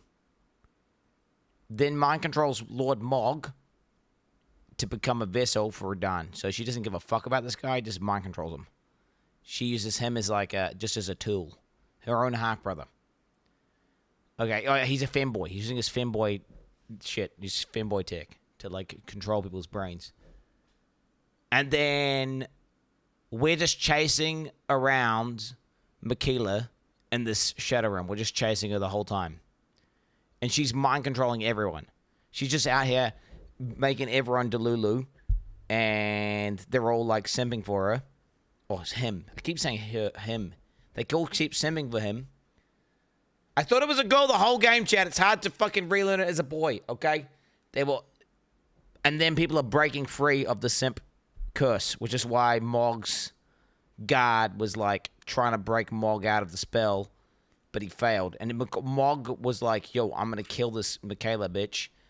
No, not Mog. His guard guy, that guy who helped us, was going to kill her, but he couldn't do it. He just instantly got his heart stolen by the demon Banshee. Fanboy. And Spanch. Okay, yeah. Okay, I understand what's going on now. So some random kid. This whole expansion is just about this random kid who's just fucking doing fucking fanboy magic and just mind controlling everyone. And what we're doing is, it's under the guise of love and peace, but she's taking everyone's free will and mind controlling people and using love as a weapon. And it's not ethical. It's not ethical at all. And she's only, I mean, dude, he has only got his own shit in mind to the point where she's fucking mind controlling her own brother. Radahn doesn't get to choose. His heart's stolen using the fanboy magic. This guy's using fanboy magic on him. Straight up. God. Michaela has said as much himself.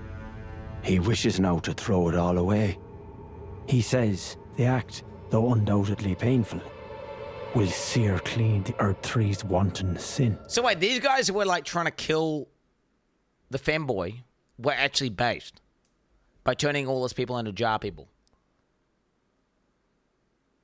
These guys were actually, these little maggot people were actually based. The truth of his claim can be found at each cross, which is evidence enough to earn my belief. No. But what was the Erd Tree's sin that Michaela died and was reborn for? Well, now we've talked about the end, this brings us to the beginning. Michaela the Kind spoke of the beginning. The seduction and the betrayal.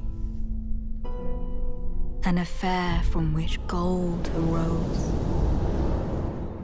And so too was Shadow born. What is this? These words come from I didn't see that clip. And while she never says them in-game, they're pretty damn important, because with Marika in the footage, it's clear that this was her seduction and her betrayal. That was the affair from which gold arose and Shadow was born. The same music that played... I need to watch this fucking trailer. Apparently I'm missing context here. Wait, trailer, DLC, Elden Ring. Wait, I don't remember that shit. Maybe I started watching it and clicked off it or something? Official gameplay. Story trailer. This? Wait, what? Do I have Alzheimer's? Peggy, 16. Do I have Alzheimer's, chat? I might have Alzheimer's.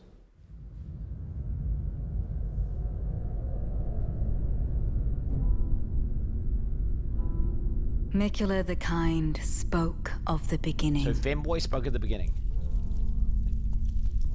The seduction and the betrayal.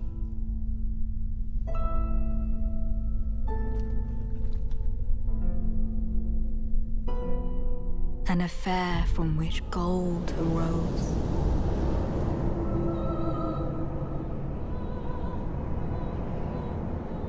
And so too was Shadow born.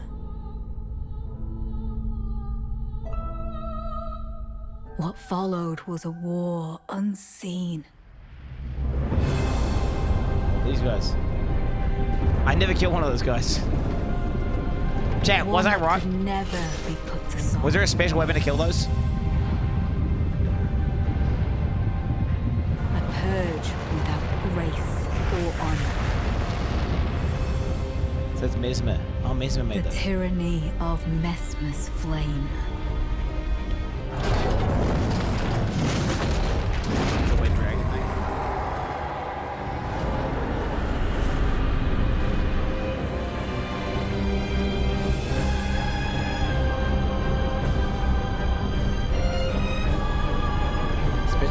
scale up.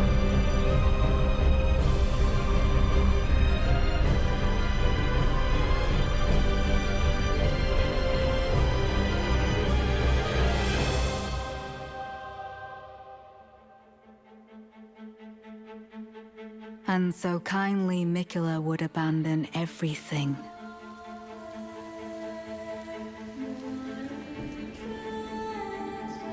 What did he abandon? Living in an egg whole life or what? His golden flesh, his blinding strength, even his fate.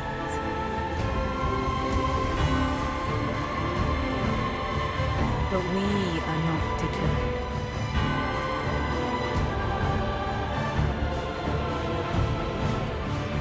We choose to follow. Are they getting mind control right now to follow, or are they actually following because they want to? And they're clueless. Are they mind control yet? So they are mind controlled. So they didn't choose shit. Will you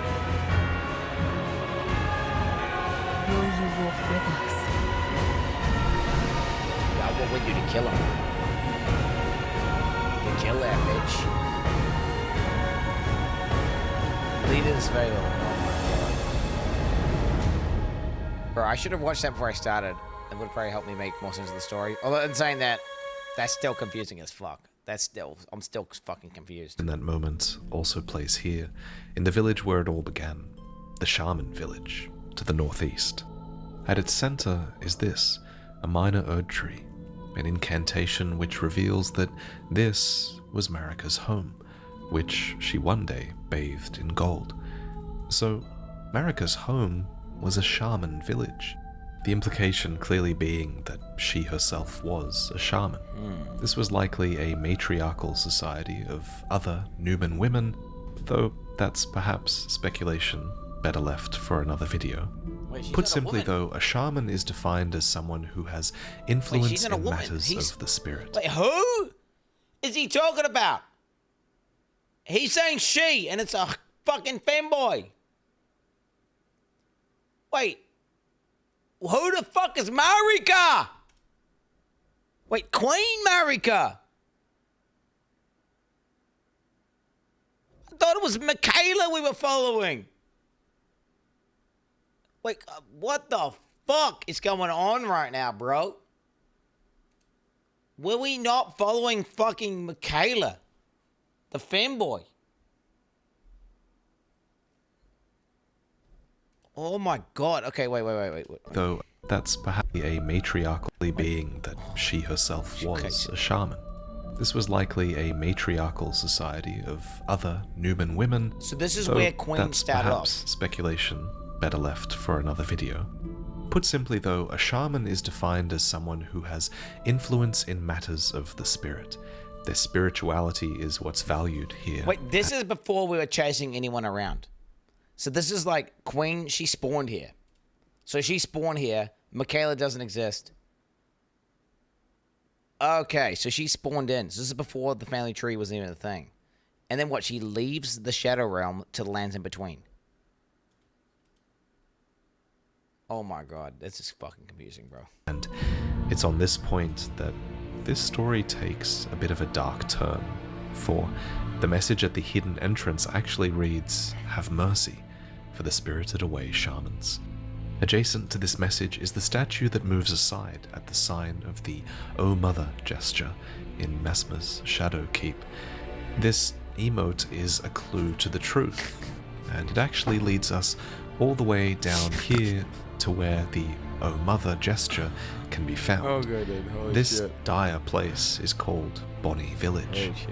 and a phantom at the whipping hut here elaborates on just who the shamans They got turned into pot people. or rather, the value they had. He states, "For pity's sake, your place is in the jar. Nigh sainthood itself awaits you within. For shamans like you, this is your lot. Life were you accorded for this alone." So the shamans, in the words of their abusers at least, were accorded life for a singular purpose, and that was to be stuffed inside of jars with others. A nearby whip bestrewn with rotting, misshapen Is it bad to be put into a jar, person? I don't know. Is it a good vibe when you're inside the jar? Like, is it? Maybe it's nice. Maybe they're like euphoric 24/7. Maybe it's like a 24/7 orgy. I don't know. Is being a jar is not good? It's bad being a jar. Keith elaborates on how and why it was used on the shamans. For one, it states that the pain it inflicts was used to encourage their obedience, but additionally, it says that as their wounds ripen, they grow inflamed and ooze pus, and the flesh of shamans was said to meld harmoniously with others. Oh shit! So wait, they whip the shit out of them till they're oozing pus and shit, and then they put them in a jar with all the pus, and then they combine into some meat mass. So it is that the shamans stuffed into jars become this living amalgam of beings, Oh shit! presumably with the flayed shaman herself at the fore. So now we know what happened to the shamans. They were whipped into submission and forced inside of jars. We know a little bit of the why as well. Apparently it was done so that they could become saints. But the next question I want to answer is who? Who did this to them? Well, it was the Maggot people. Hornsent. The caterpillar mask, worn by Hornsent himself, reveals that it was a ritual implement of the greater potentates. Wait, are they maggot people or is that a mask? Wait, what? Grotesque mask constructed from countless solidified caterpillars. Oh wait, so they're just humans. I thought they were like a different race of beings from another universe that had been trying to get to like the femboy. But no, these guys they were here the whole time, and then they just like were torturing shamans for the memes. Bonnie Village, which is this very village where we just discussed the evidence of the shaman's abuse. It goes on to state that the mask was used to ward off thoughts of impurity, doubt, temptation, and other wickednesses one is vulnerable to while absorbed in divine ritual. And man, if you need to ward off thoughts of doubt and wickedness while you're stuffing flayed people inside of jars, maybe what you're doing is just straight up wrong. I'm starting to understand why Marika purged the realm of shadow with fire. It's as Leda says. They were never saints. They just happened to be on the losing side of a war. But if this mask wasn't proof enough of the Hornsent being responsible, look at Ballarat Jail. It's below Ballarat itself, which was the settlement of the Hornsent, and to this day the innards and the shamans remain, with the shamans offering their prayers to the innards of the great jars, such that they might be reborn one day into sainthood. But what is sainthood?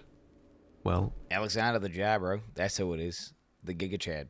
It's never explained directly. I do have some ideas, shit, no. but they might have to wait for another video. What we do know is that the Hornsent were obsessed with invoking divinity, and forcing the shamans to achieve sainthood was likely one facet of that. So, it's the Hornsent. It kind of reminds me of like this. It kind of reminds me of these guys, these monks who like mummify themselves while they're alive. So they kind of put themselves in a cave and they die like doing a meditation stance. It's kind of very similar vibes. I don't know if you've seen that.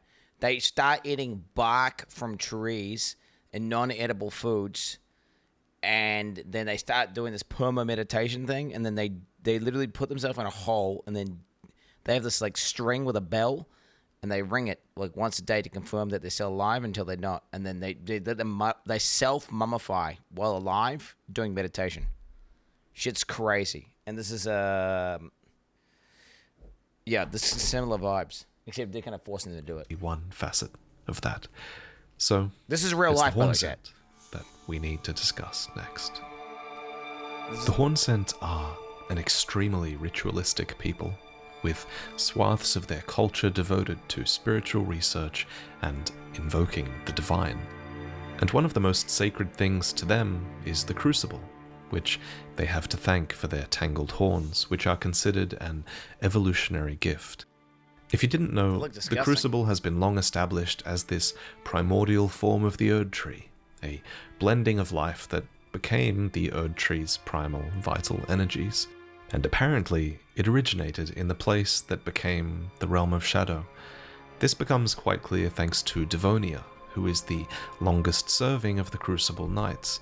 According to her helmet, she quested in search of the Crucible's origin and departed from the lands of the Erd Tree alone. Another item we can find that's a clue for the Crucible is Spira, an incantation for a spiral of light. The spiral, it says, is a normalized Crucible current that, one day, will form a column that stretches to the gods. Maybe it's no coincidence that the White Tower of Ballarat is a spiral, nor that it culminates in a divine gateway that is a column of the dead stretching to the gods. There's also trees that include the dead, but I digress, I'm getting off topic. Back to Marika, because at some point it seems Marika rose to prominence with... Is he overreading the art assets, or is this all deliberate and intentional? Like, this animation of this one ability, it's the same as... do you think it's deliberate? I don't know. In, or adjacent to, this Hornsent culture. We can kind of infer this because Hornsent refer to Marika's eventual purge as a betrayal, and something can only really be a betrayal if you were alive. This is probably, do you know what? It's probably the difference between like why this game feels like it's got a soul versus all these Dark Souls clones that just kind of steal the aesthetic but don't really have the same meaning behind it. It's almost like even if you don't understand the story, there's like these hidden connections that you don't even realize, but you subconsciously appreciate that deep in the game. Aligned with them in the first place, right? So the Hornsent were aware of Marika, and likely her Erd Tree as well, before what they call the betrayal. But how? How did Marika rise to such power in their homeland where she was presumably a shaman, one of those subjugated? Well, before there was this betrayal, there was a seduction from which gold arose, and I think the fingers had a hand in it. Very relax. I fear that you have borne witness to the whole of it. The conceits, the hypocrisy of the world built upon the Erd Tree. The follies of men. Their bitter suffering. Is there no hope for redemption? The answer, sadly, is clear. There never was any hope. They were each of them defective, unhinged from the start. Marika herself, and the fingers that guided her. Marika. Okay, who the fuck? So wait. So Marika, shaman person, all the fucking people in the village got turned into pot people, but she got out, somehow became a god, and she just listened to the fingers, which were like this race of finger things that were like obviously really intelligent. And then and we saw and we met and we saw and we talked to like that we ended up spawning some finger god that we killed. So and the fingers that made it out, the fingers that made it out from the Shadow Realm were just some fingers from, just these ones here that we're seeing are just like one of the many that are from the Shadow Realm. Finger butthole. Fingers weren't even connected to gods when you play. What do you mean? Don't they? When they like reading into the divine meanings of the fingers, they got some sort of special power, whatever. And this is what troubles me. No matter our efforts, if the roots are rotten, then we have little recourse. Ymir is the high priest of Manus Meta, a cathedral of the hand to the east. Once he instructed Relana herself in the sorcerous arts, but eventually he would come to abandon this allegiance to the moon, stating that the moon was merely the closest of the celestial bodies, and nothing more. I am a glintstone sorcerer. We study the stars and examine the life therein. Are you familiar with our findings? Long ago, we began as stardust, born of a great rupture far across the skies. Big Bang. We, too, are children of the greater will. Okay. Is that not divine? Is that not sublime? And yet, none can fathom its implications, its utter brilliance. In the ruins of this land, and beneath Manus Meta itself are the echoes of that greater truth that Ymir glimpsed. This is Meta herself, the mother of fingers. Her remembrance reads, "The mother of all two fingers and finger creepers was in turn a magnificently gleaming daughter of the greater will, and the first shooting star to fall upon the lands between." Wait, so that's just an alien freak that landed here. It's just some rando alien freak. And then, wait, and then Marika got the alien tech and became OP. That's what happened. You might recall the Elden Ring and the Elden Beast made landfall in the lands between upon a star as well, but Meta came even before that. So it was that this mother birthed the fingers, communing with and receiving signs from the greater will, who occupied the great beyond. But at some point, Meta became broken, abandoned, and no sign has come through ever since. Do you recall what I said? That Marika and the fingers that guided her were unsound from the start? Well, the truth lies deeper still. It is their mother who is damaged and unhinged. The fingers are but unripe children, victims in their own right. It's not clear when Meta was broken, abandoned, but I assume it was before Marika started taking... So everything that the entire fucking Elden Ring universe is built upon is just like some demented spawn by some bugged, like, brain damaged finger children. Okay. The guidance of the fingers, since Ymir states that the fingers were unsound from the start. Thus, the greater will's guidance is outdated at the very least. And if you're up by a few degrees, right, over a long trajectory, you know, over a long distance, you're out by miles. Has been for all of Marika's reign. It's not perfect. That's a pretty big Tainted, revelation. corrupted. Incidentally, Placidusax was also Elden Lord before Marika, and he was abandoned by his god as well, so maybe things became broken around that time? Lots of speculation to be had there. The fuck? At any rate, abandonment by the greater will, or no, Marika... But is Elden Lord just whatever is the current OP guy in the Elden Ring universe, like in the lands in between? That's what that means. You just saw it, okay. And they're all just getting like OP carries by some random aliens that come down from different places. Marika took up the power of the Elden Ring that the fingers offered for her own reasons, and the abandoned fingers spread the glory of the greater will through her, and she through them. Another important item on this topic is the ancient seed talismans that can be found, which depict the two fingers around an Erd tree seed. They had a hand in the birth of the Erd tree. All this while, the fingers claimed to be envoys for the greater will, but that's a lie. The greater will is gone. The fingers are alone, operating on outdated guidance. This is something that many characters suspected, but most characters in Elden Ring assumed that this happened Sounds like atheism, around bro. the time the Elden Ring was shattered. It's a revelation. Well, no, it sounds like modern day religion. You're like, you know, modern day, you know, you're basing it all on this shit, on faith, some sort of faith. But the truth is, there's nothing there. Fingers have been broken. God's dead. He never existed. For a really long time.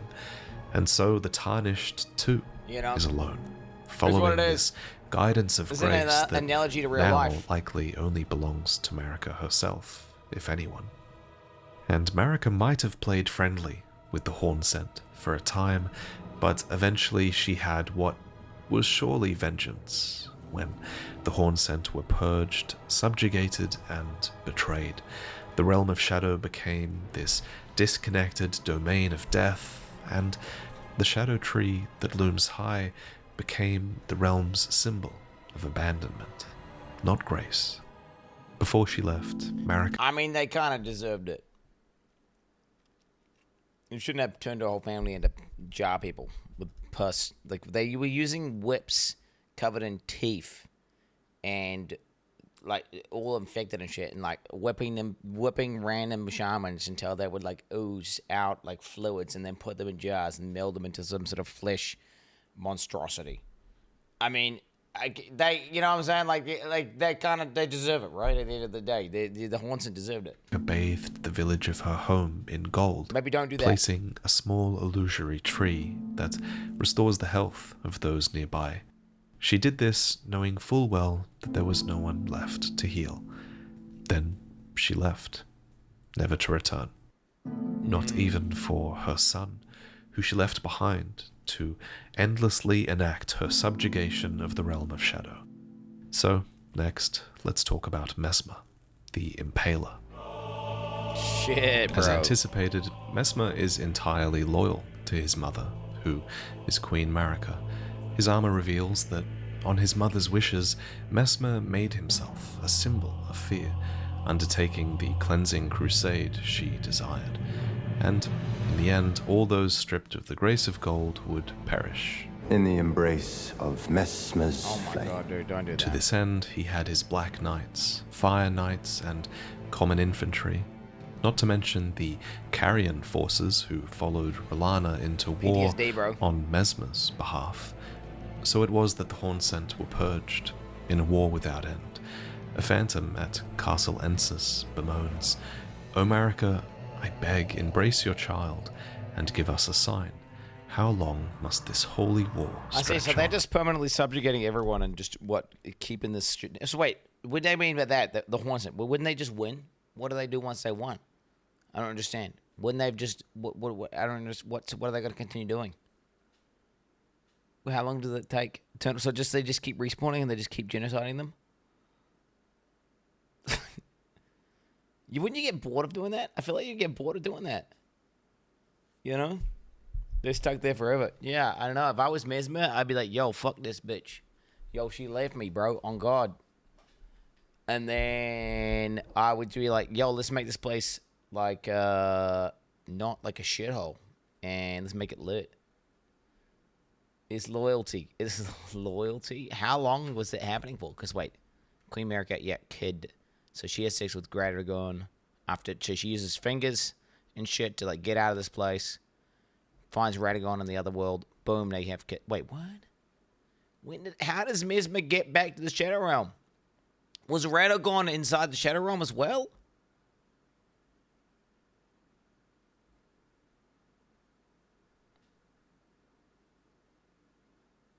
He never... Oh my god. Marika is Radagon. Okay, dude. But Marika never returned, testing their faith. Okay, dude. One phantom even raises What, she had the sex with possibility herself, bro? that Mesmer himself has been abandoned. And he has. The final straw for him is when you, a tarnished who would become Elden Lord, arrives at his doorstep.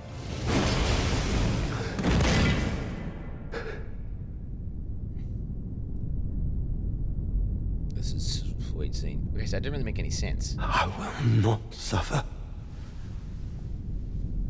A lord devoid of light.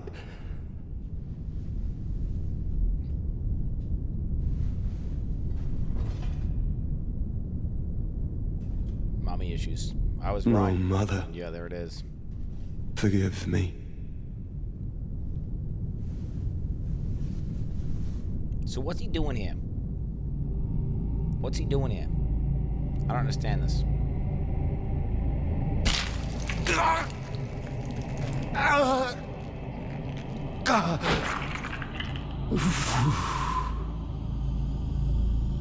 That's his what? He put a seal in his eye. What's a? What do you mean a seal? What's a seal? I don't understand what a seal is.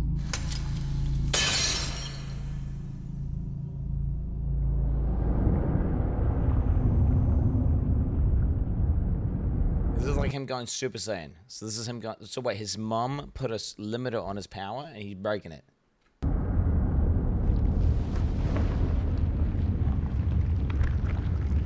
Shit. I'll be honest, phase 2 wasn't that bad. I found phase 1 to be the hardest. Phase 2, you can just zerg them down. If you get a clean phase 1, GG, just zerg them down. Tarnished.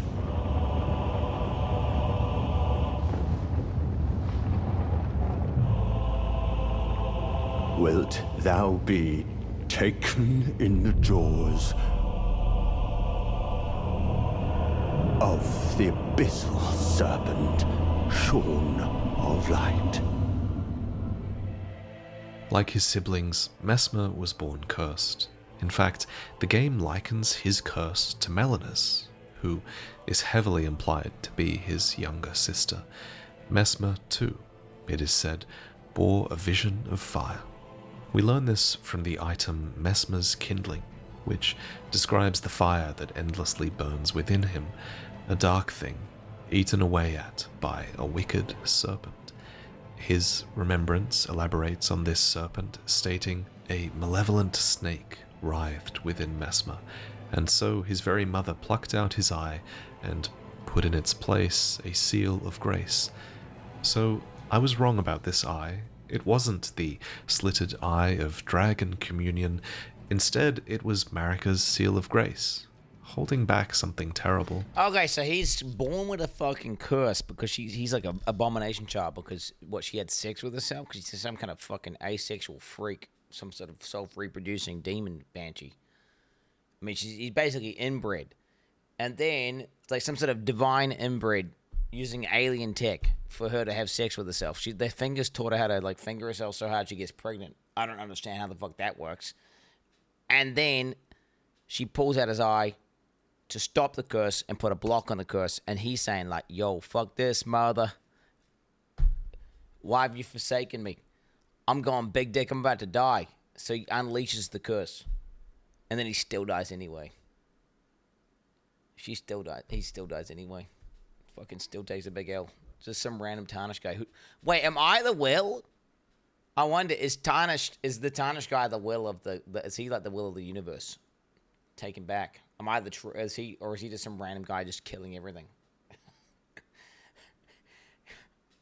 You know, what The description continues to state that even with this seal in place, Marika's fear compelled... Wait, shouldn't everyone die here? Wait, pretty much Marika is tainted because she's raised by tainted fingers. Like her powers and everything she's got all comes from these tainted fingers, which means everything she's connected to is bricked. It's all corrupted. Every single one of these things needs to be purged, and they need some new pure god to ascend who's actually untainted. Not Godwin. What do you mean, Godwin? Godwin the Gold? No, he comes from Marika. She's bricked. Everything she does, everything that stems from her is bricked. It's all bricked. Maybe half brother of Marika. I don't know how the fuck that works. Maybe Renala and Renala the twin Moon Knight. Maybe these chicks. I don't know. I don't know how the fuck they came. I don't know where the hell they came from. I don't understand where they come from. You just need to go. What you need to get a new family. This family tree is done, bro. Too much inbreeding. Her to secret away her child within the realm of shadow. Too much inbreeding. Hidden away, keeping company with the original sin, and a hatred. Oh, you're right. Yeah, Godfrey's chilling. Yeah, Godfrey's actually chilling. I mean, he was the GOAT. He was my favorite character in the whole game, by the way. He was the coolest. Also the best fight. He is also the best fight. He was better than the Elden Lord. I preferred this. This is my favorite fight the whole game. And it was cool because he had the sweet-ass jump mechanics. Like, his fight was so cool. It was actually an epic fight. So good. My favorite boss, all Elden Ring. Hands down. Good OST, everything. There's so much more to say about this base serpent and the dark fire. There's so much more to say about Mesmer. We even learn from Gaius's remembrance that Mesmer was an older brother to Radahn, meaning Mesmer's birth, and thus the birth of Melina as well, likely would have arrived much earlier in the timeline. And there's a ton of curiosities with Mesmer's knights as well, some of whom were loyal, some who were disloyal, and some of whom occupied this space of reluctance in between. But they need to eat more protein and put on some weight, bro, because they're too skinny. Are better off in other videos. Like, there's so much lore in this one thing. There's like there's 2 more descriptions on an item text. Okay, I need to make another video on it. Okay, with there's 3 other items that have descriptions about this one thing. and then I'm gonna just overanalyze the shit out of it to the point that it's actually I've written a Bible on it. Okay, and I've made 5 YouTube videos. Interest of moving on. I bet. I'm joking. I'm joking. No, this is good, by the way. I had no clue. I actually understand. This video combined with the family tree, it's all starting to make sense now. There is one last thing I want to talk about with Messmer, and it's that in the cut dialogue, Messmer notes that Mikola has spoken of us to him. And indeed, we do know that Mikola did come through this Shadow Keep, divesting himself at the crosses all the while. Which brings us to our next topic. St. Trina. The fuck is this thing? I literally have no idea. I understand it's like an aspect or a part of another person, but go and just fucking suck the venom out of this random woman man thing plant and then just die repeatedly.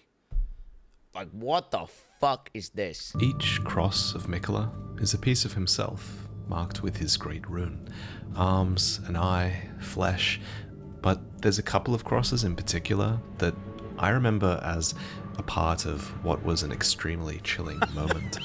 As you progress along the coast towards the fissure, you notice that Mikola has divested himself of his doubt. That's so great, dude. Being this guy, bro, and just seeing like a fucking random oh my god, there's an extra line on the cross.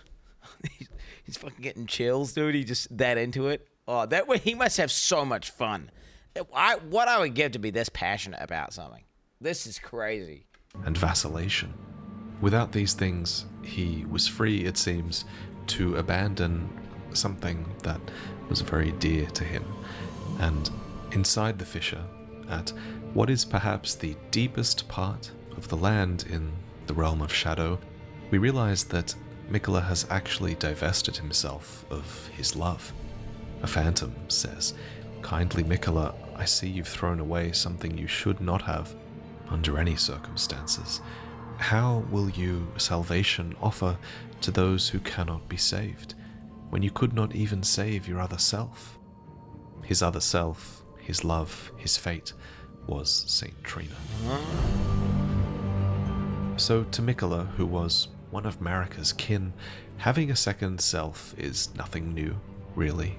We've now even learned from the shamans that their flesh melds harmoniously with others, after all. Splitting. Actually, the fact that St. Trina was able to be discarded might even suggest that Radagon could have become divested from Marika in a similar way. But Mikola's other half was truly special, and she was renowned for granting peaceful sleep to many in the lands between, which I imagine would have been very much appreciated in this land that's the suicide filled plot with the weary undead. So St. Trina naturally had many followers, and perhaps at the fore was Tiolier, whose obsession with St. Trina returns almost immediately when Mikola's enchantment finally breaks. I'm feeling rather lost, haunted by memories of St. Trina, her visage, her scent, the lure of velvety sleep. Who's the femboy's spell breaks, but then she's still obsessed with a part of the femboy? I mean, Jesus Christ, this guy's an unironic simp. Would kindly Mikola chasten me for falling for St. Trina, while knowing that she was the discarded half? The problem is, I simply cannot help it. You think a being of just pure love, like divine love, would be actually epic? Not some demented plant thing. You think it would be fucking sick? I guess it didn't get any brain or critical thinking. It just kept, I guess the guy kept that. You know, like, what the fuck?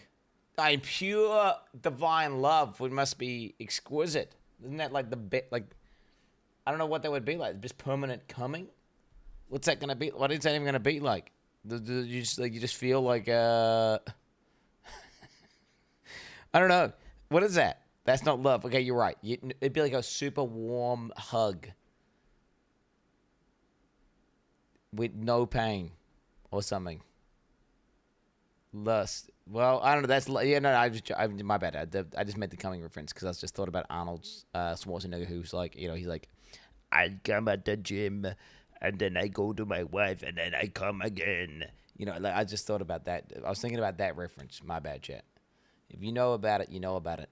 I'm coming on stage, yeah, and then I'm coming over here. Oh yeah, the pump.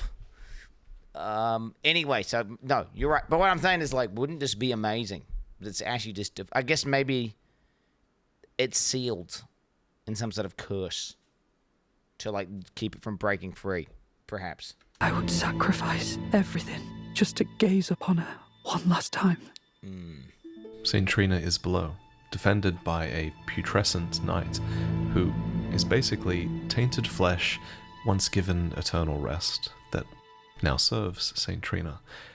Die enough times to Saint Trina's nectar, and you will hear her words. Make Mikilla. So she's still got a brain. Stop. Don't turn the poor thing into a god. Why couldn't we just reunite the love part with the main bitch, and then wouldn't it fix him from being this evil, twisted, mind-controlling demon? Couldn't we just combine them? Mikilla doesn't want that, true. But yeah, just who cares if she doesn't want it? Yeah, maybe all these other people don't want to be mind-controlled and then turn into zombies. Who cares? Hold her ass down. Fucking fuse them back. Fuse them back. Godhood would be Mikilla's prison. A caged divinity is beyond saving. You must kill Mikilla.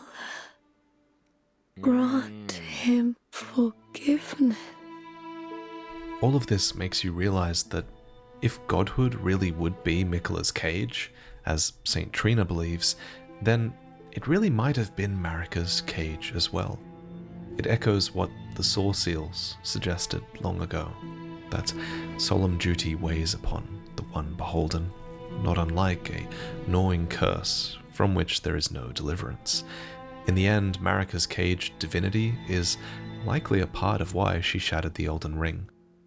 And so Mikilla's divinity would surely come at a cost to him.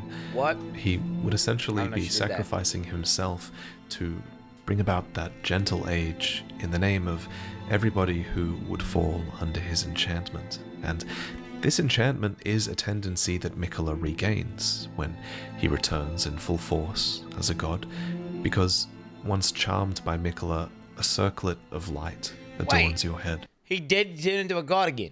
Wait, I thought he didn't. I thought we stopped him from becoming a god. Wait, he come back as a god, and this is him as a god? Yo, what kind of pussy bad god is this, bro? The fuck kind of pussy bad god? You just that's all he can do is like shoot out a few light beams and then just try and kiss you? Oh my god, what the fuck? It's literally saying god, so I don't know it was a god. And according to the description of the circlet of light, which you receive... Let's be honest, our character must be a god at this point then.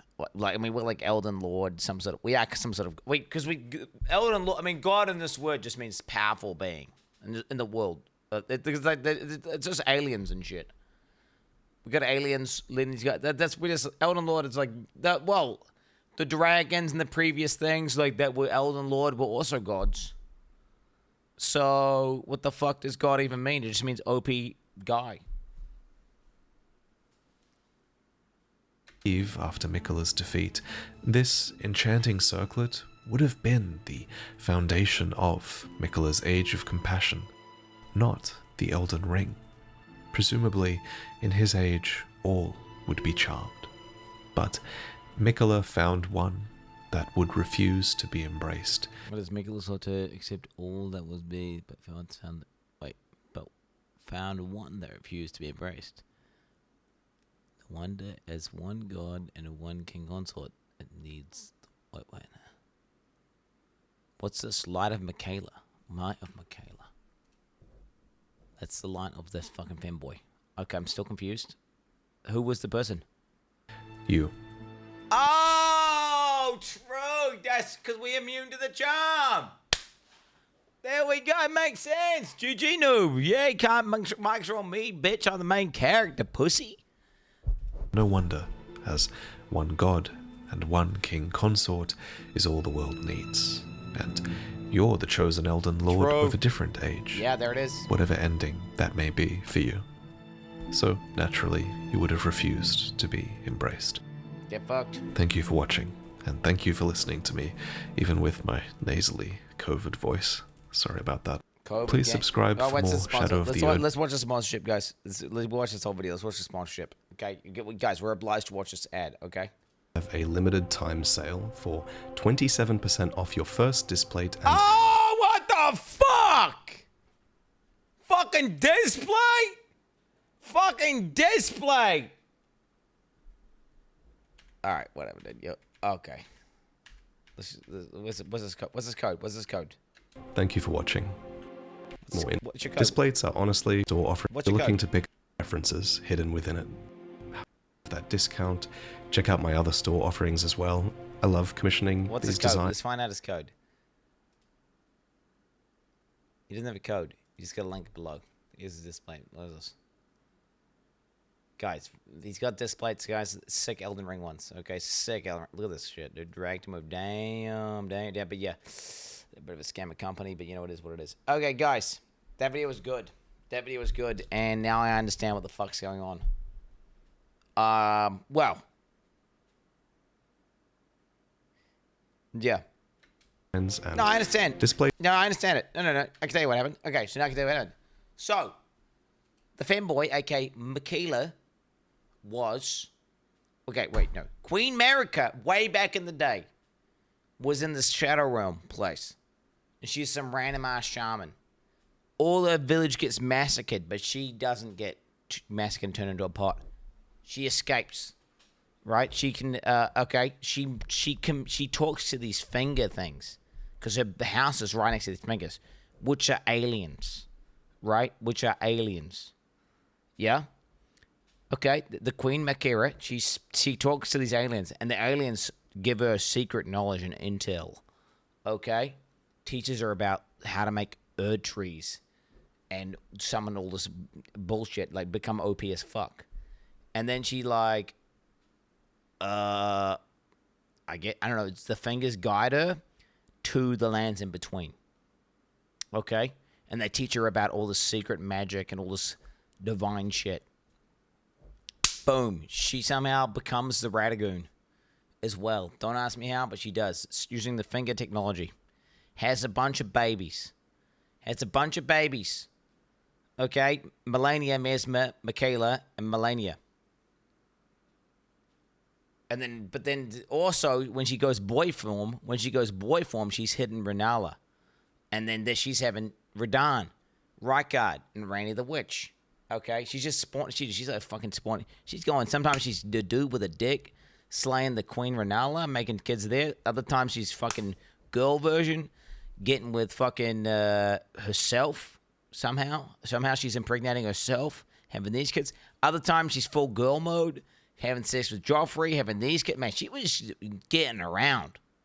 She's getting around. She is just fucking boy mode, girl mode, femboy mode, like fucking deep dick on herself mode. All these kids. Blah, blah, blah, blah. Main Elden Ring storyline happens. Okay, whatever. It's maybe she's still alive during the storyline. The DLC's actually halfway through. Anyway, then we find this guy called Mog who's worshipping this egg thing, which is actually Michaela, which is Queen Makira's kid. Okay? We kill him. She's free. Calls us into the egg. Takes us to the Shadow Realm. Because she knows about the Shadow Realm somehow. Using it. She knows about it. She knows about it. And then she enslaves everyone using magic. He enslaves everyone using magic. He rizzes up his sister. His sister tells Radahn, like, yo, dude, trust me, you're going to be together with this divine. You're going to be the consort, bro. Like, I'm going to kill you. We're going to respawn in the Shadow Realm. It's going to be sick. Michaela's like, rizzes up Mesmer. Wait, she doesn't rizz up Mesmer. Mesmer's cucked to Queen Makira. No, Mesmer's left there. I don't understand when the fuck... Maybe she became Radagon inside the Shadow Realm. Because either she left... Because Mesmer's there. She left Mesmer. She left him there. Okay, it's kind of confusing, but whatever. Somehow, okay. And then anyway, we go into the egg. We're surrounded by these cultists who are like worshipping this fucking Makila guy who's going to bring this ascended godhood, but they're actually all under mind control. And we're going through and we're figuring out what the fuck's going on. We find out that actually, this fanboy split off his love. He's actually manipulating everyone. And then we killing all of the various family members off. We just kill them off, bro. We kill them off. And then this person actually does become a god, but then we just kill the god form anyway. So GG noobs. And that's how it is. That's the fight. That's the story. That's the story. It's as simple as that. Do you have any questions? Because the slash combo in the video he said was impossible to dodge pre-nerf was literally almost impossible to dodge, could not spam roll it etc. You would have raged so hard if you fought that version, it was just you take damage every single time basically unless you started sprinting before he even initiated the attack in anticipation. So actually bugged slash unethical boss move back then, post-nerf they made it dodgeable. Can we please have normal sex for once? Lost 1.1 million points, creating AI slop song to trigger you during the boss making you skip, but believed in you today and made it all back. Perfect balance, a hater and a vegan at the same time. Hey, my man. Hey, there it is. The bad law. In other news tonight, after months of brutal defeat, Kiwi streamer Quin69 has finally toppled the mighty Prince Consort Radahn in Elden Ring. Let's go! Yes, finally! Woo! I kind of just felt bad for him, you know? I thought he needed this victory more than I did. Okay, dude, that's fucking fine. Fake news. Visuals was nerfed. Can't ask us to compare with you since you fought another boss. We are not the same lil gup. Okay, dude. Marissa gifted a tier 1 sub to Overfiendza. They have given 2 gift subs in the channel. Love you, Chet. Let's watch this. Hey Quinn, do your knees hurt? Your throat sounds agitated. So many months blasting girls. I mean dudes. Post-nerf take detected, opinion rejected. You sit on that oilet to jack off, but you begin to come uncontrollably. After 10 spurts you start to worry. Your hand is sticky and it reeks of semen. You desperately shove your dick into a wad of toilet paper, but that only makes your balls hurt. The cum accelerates. It's been 3 minutes. You can't stop coming. Your bathroom floor is covered in a thin layer of baby fluid. You try to come into the shower drain but it builds up too fast. You try the toilet. The cum is too thick to be flushed. Thanks to @Pupila for my sub gift. Bob. Papa 2 wawa less than 3. Quinn leave. Can we ban that fucking freak? Can we ban that freak? Queen Marika split Radagon from her own flesh, and mated with herself. A boba. Good job Quinn, you did slightly better than Quin69 with the DLC. I highly recommend you watch the Midra, Lord of Frenzied Flame lore as well. It's the most brutal and interesting lore of the DLC in my opinion.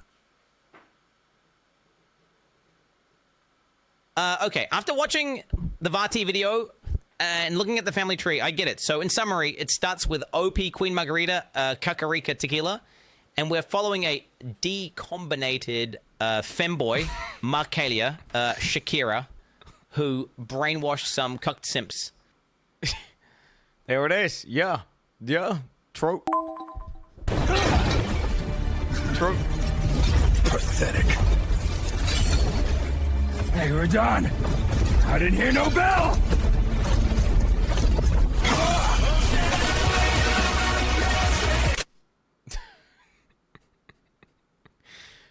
Oh my, cinema, dude, cinema.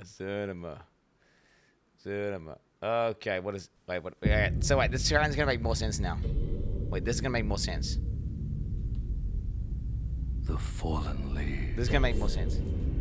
Tell a story.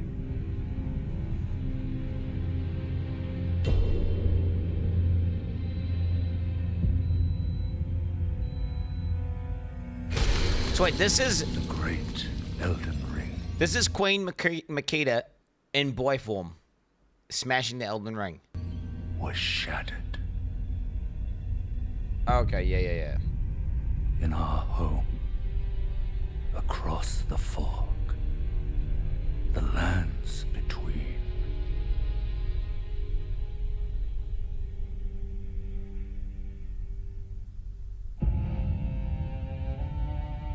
Now, Queen Marika the Eternal is nowhere to be found. And in the night of the Black Knives, Godwyn the Golden was first to perish. Soon, Marika's offspring, demigods all, claimed the shards of the Elden Ring. Ah, yeah. Okay, yeah. The mad taint of their newfound strength triggered the shattering.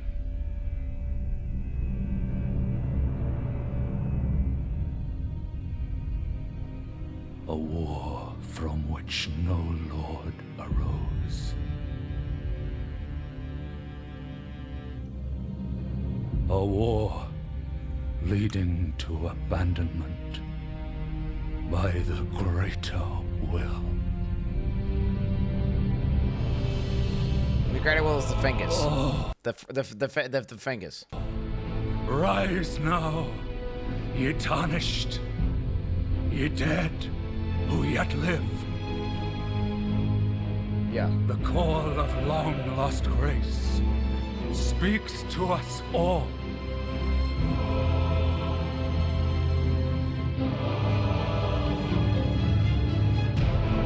Horalu, chieftain of the Badlands, the ever-brilliant Gold Mask, Fear, the deathbed companion, the loathsome Dung-Eater, and Sir Gideon Ofnir, the all-knowing.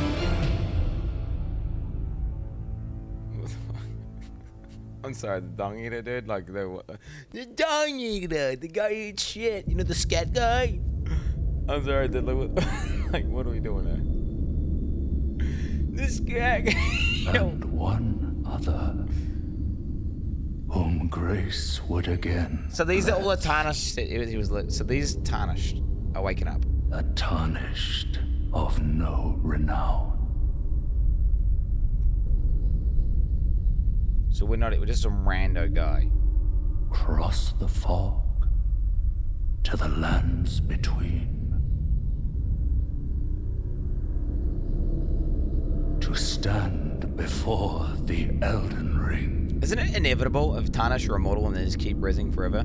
Isn't it inevitable before they become a god? The Elden Lord. Right, but like, aren't we kind of like the I wonder what we are. I wonder what the Tarnished are. Are we sure they ain't just like some creation, like some alien? You know what I'm saying? Are we sure we ain't some fucking alien? Typical Elden Ring quest line. Oh, wait. Path of Exile. Randomly quick tangent. Randomly quick. Live reveal on 11 a.m. December 4th. Oh, it's like 6 days away or something. Oh shit, is this doxing? I love that. Do not do that. Bro, what the fuck?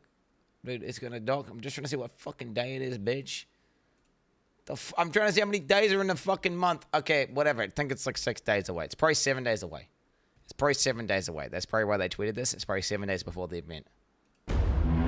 I desire more than what this mortal flesh could provide me. And so now, my darling, I am yours.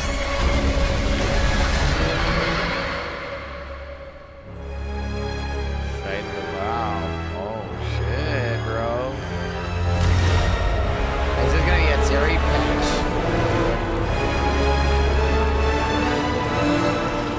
Dude, when are we gonna... Do you think we're gonna see Zeri's tits before she gets, like, 6 tits? So she communes with the beast. So we're gonna find out what happens. That's sick. Quinn's worst nightmare? Why is this my worst nightmare, bro? Time to go 0 to 10. Oh, why are you linking this shit under here, bro? Get the fuck out. Why are you linking this trash under the tweet, bro? Why are you linking this trash under the tweet? Get out of here. See NPC. Walk over and talk to them. A tarnished, eh? Although beatfully the mimsy broves outgrave. Gives you an item. Bambi-Shot's Brocade. Improves critical strikes shortly after rolling 5 times in quick succession with a ranged weapon in your right hand armament slot. Yeah, there it is. Though Bambi-Shot left Zanzibar to the Glimmer Tugs, the promise to the old nanny was never removed from the High Gate. Next time you visit, the NPC is gone. Yeah. Can't find them anywhere. Yeah. 10 hours of gameplay later, as you're progressing through a legacy dungeon, they show up again. Collapsed against a wall, dying. My Thimby toves. Thou were truly tarnivorous. Dies.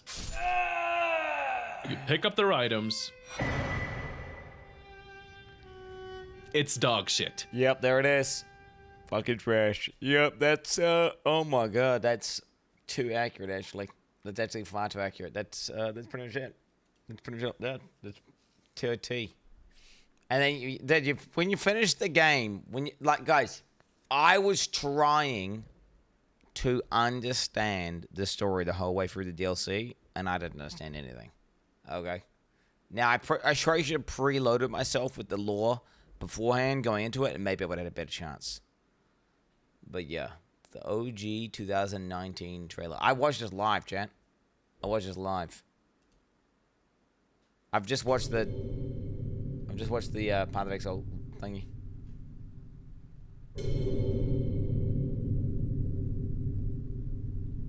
Play Dispatch. We're gonna play it. We're playing a new game.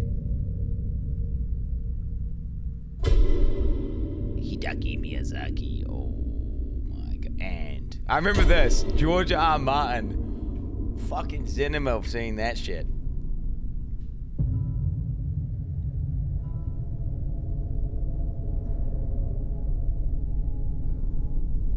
I doubt you could even imagine it.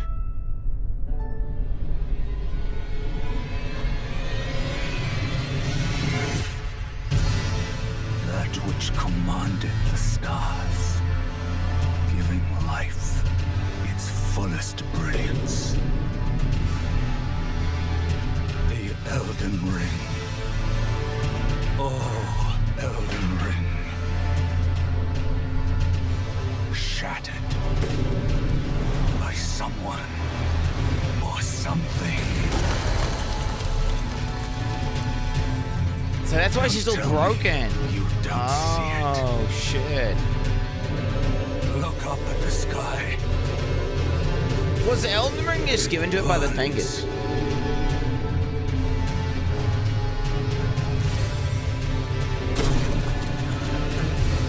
She would have been OP, unkillable. If she had the full thing. Yeah.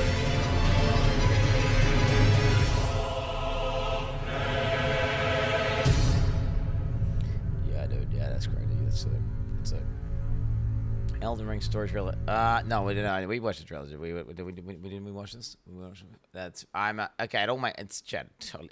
It's crazy how it's weird. You don't think about it. The dude having the story and everything being deliberate and pre-planned, and having the trees and having the universe fully and thoroughly established beforehand versus just raw dogging it blind. It's crazy how you think it's kind of pointless and whatever. Like, you just want good gameplay, right? And it just looks cool. But it's like the backbone that you build everything off. And it's how you get the consistency and the context correct. And I feel like that's what gives the game soul. Bro, it gives the game soul. Which I feel like the world building and that whole thing, where it's like kind of a bit of a meme, like George R. R. Martin, I bet you they actually did help quite a lot.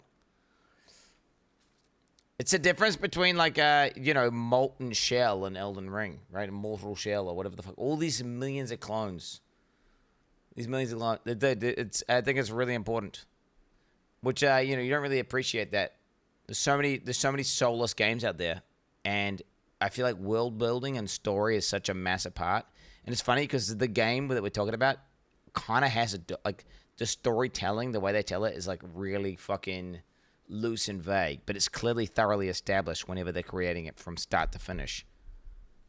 How much do you think the DLC was retcon, like retroactive, or versus pre-planned? I wonder. Because it does seem to all fit in pretty fucking well. Nothing. Yeah. Radahn was changed. 100%. Like, do you think that the thing that she whispered, whenever Melania is whispering to Radahn, that we don't hear, do you think they knew what she said, or do you think they made that up?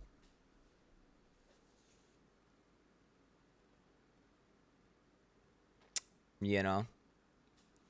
It's one of these things where it's like, regardless, it's really important.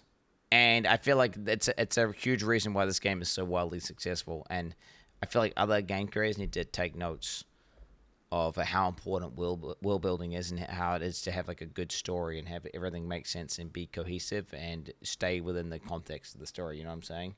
Like, and then the artists also have to know what's going on, and everything has to. And then maybe that's what Miyazaki's doing. I mean, that's what it is, right? I think Miyazaki has a vision, right? And he makes people adhere to the vision, which is how he makes the game so fucking good. But because we saw in the, I watched a few of the things and the voice actors. It sounds like he is very involved and he knows exactly what he wants. And he's like, no, do it again. No, do it again. No, do it again. The cunt's got a plan. Yeah, I mean, it kind of is Miyazaki, bow down. Like, he kind of seems to be like a Japanese Chris Wilson. 16. It's funny because Kojimbo, bro. I feel like Kojimbo is far more surface level. I think whereas Miyazaki's like the big dick real deal. I don't know. But then again, I need to, when I see Kojimbo, I see some shit. He's just trying to be intentionally weird. It's like watching a Grimes music video or something. They're just trying to do abstract shit just because it's like weird, and you just sit there and you think, what the fuck? Why is that happening? That makes no sense. Which is versus Miyazaki has a vision, and he's just bringing it to life. You know? It happened an age ago.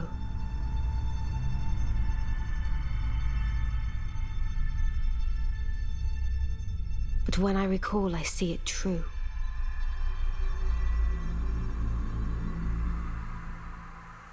On a night of wintry fog,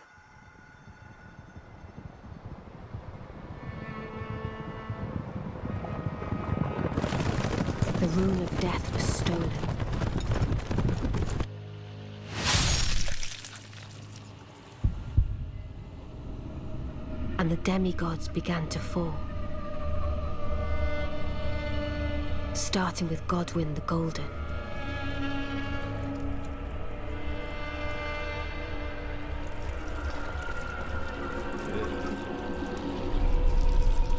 Oh, so when I Queen fought them, Marika was driven to the brink.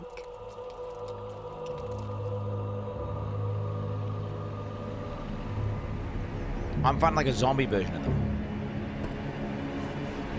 I'm not even fighting them at full power. The shattering ensued, a war that wrought only darkness. What? The Elden Ring I didn't was fight Goblin. broken.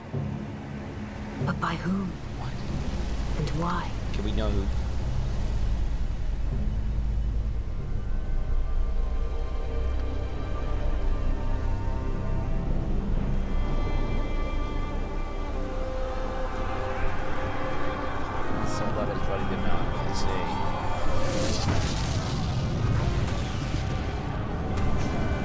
What could the demigods ever hope to win by warring?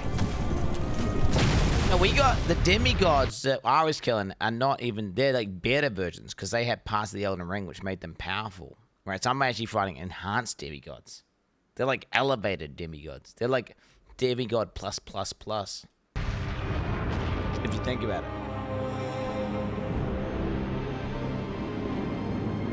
Yeah.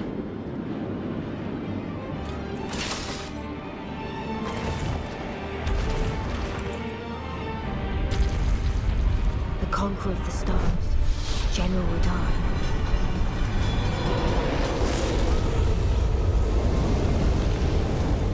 This is fucking Giga Jet. And the blade of Mikkel and Melania the Seventh. These two were the mightiest to remain, and locked horns in combat.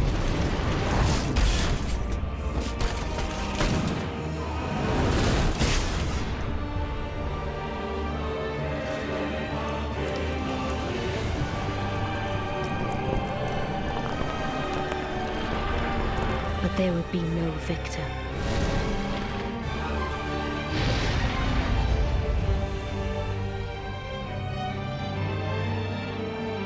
And so, we inhabit a fractured world. She was trying to help us, supposedly. I don't know that's, awaiting the arrival of I don't know the that's Elder retconned.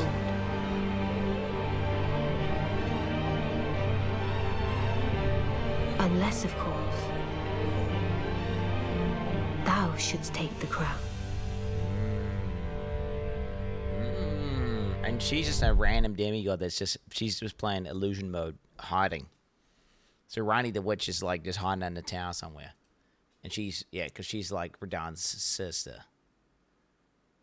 I'll be honest. Dude, Rennala, the Queen of the Four Moons, got some good genetics. Like, all of these three are fucking Giga Chads. You know what I'm saying? All these three Giga Chads, where I feel like these ones are weaker and more pathetic. Mesmer's a bit of a bitch. Melania, what's she even do? She's just some random firekeeper. Michaela, some sort of mind control cook. And Melania, do you know what? Melania is potent. Melania is potent. They're all, yeah. Pretty potent. She's not related to, okay, stop trying. She is. What are you talking about? Rani the Witch is the daughter of Radagon and Rennala. And Radagon is just Queen Makira. What are you talking about, bro? Don't you know anything about this? Don't you know anything about Elden Ring lore, bro? You don't know about that? You don't know about that? Shit. Can you please get a clue, mate? Can you get a clue? Hey, boys, there it is. DLC, ethically destroyed, lore thoroughly understood.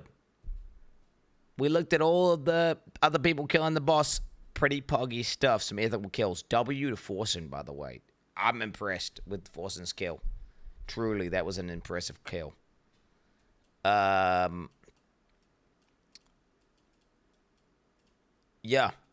Tomorrow. Not Elden Ring. New game. Look at this. Check this out, chat. New game today. This is for tomorrow, by the way, chat. Just look. New game today. ELDEN Kingdom Come Ring 2 Deliverance DLC before Jeff Keighley destroyed. Awards to see whether E33 or KCD2 is gutty. Ooh.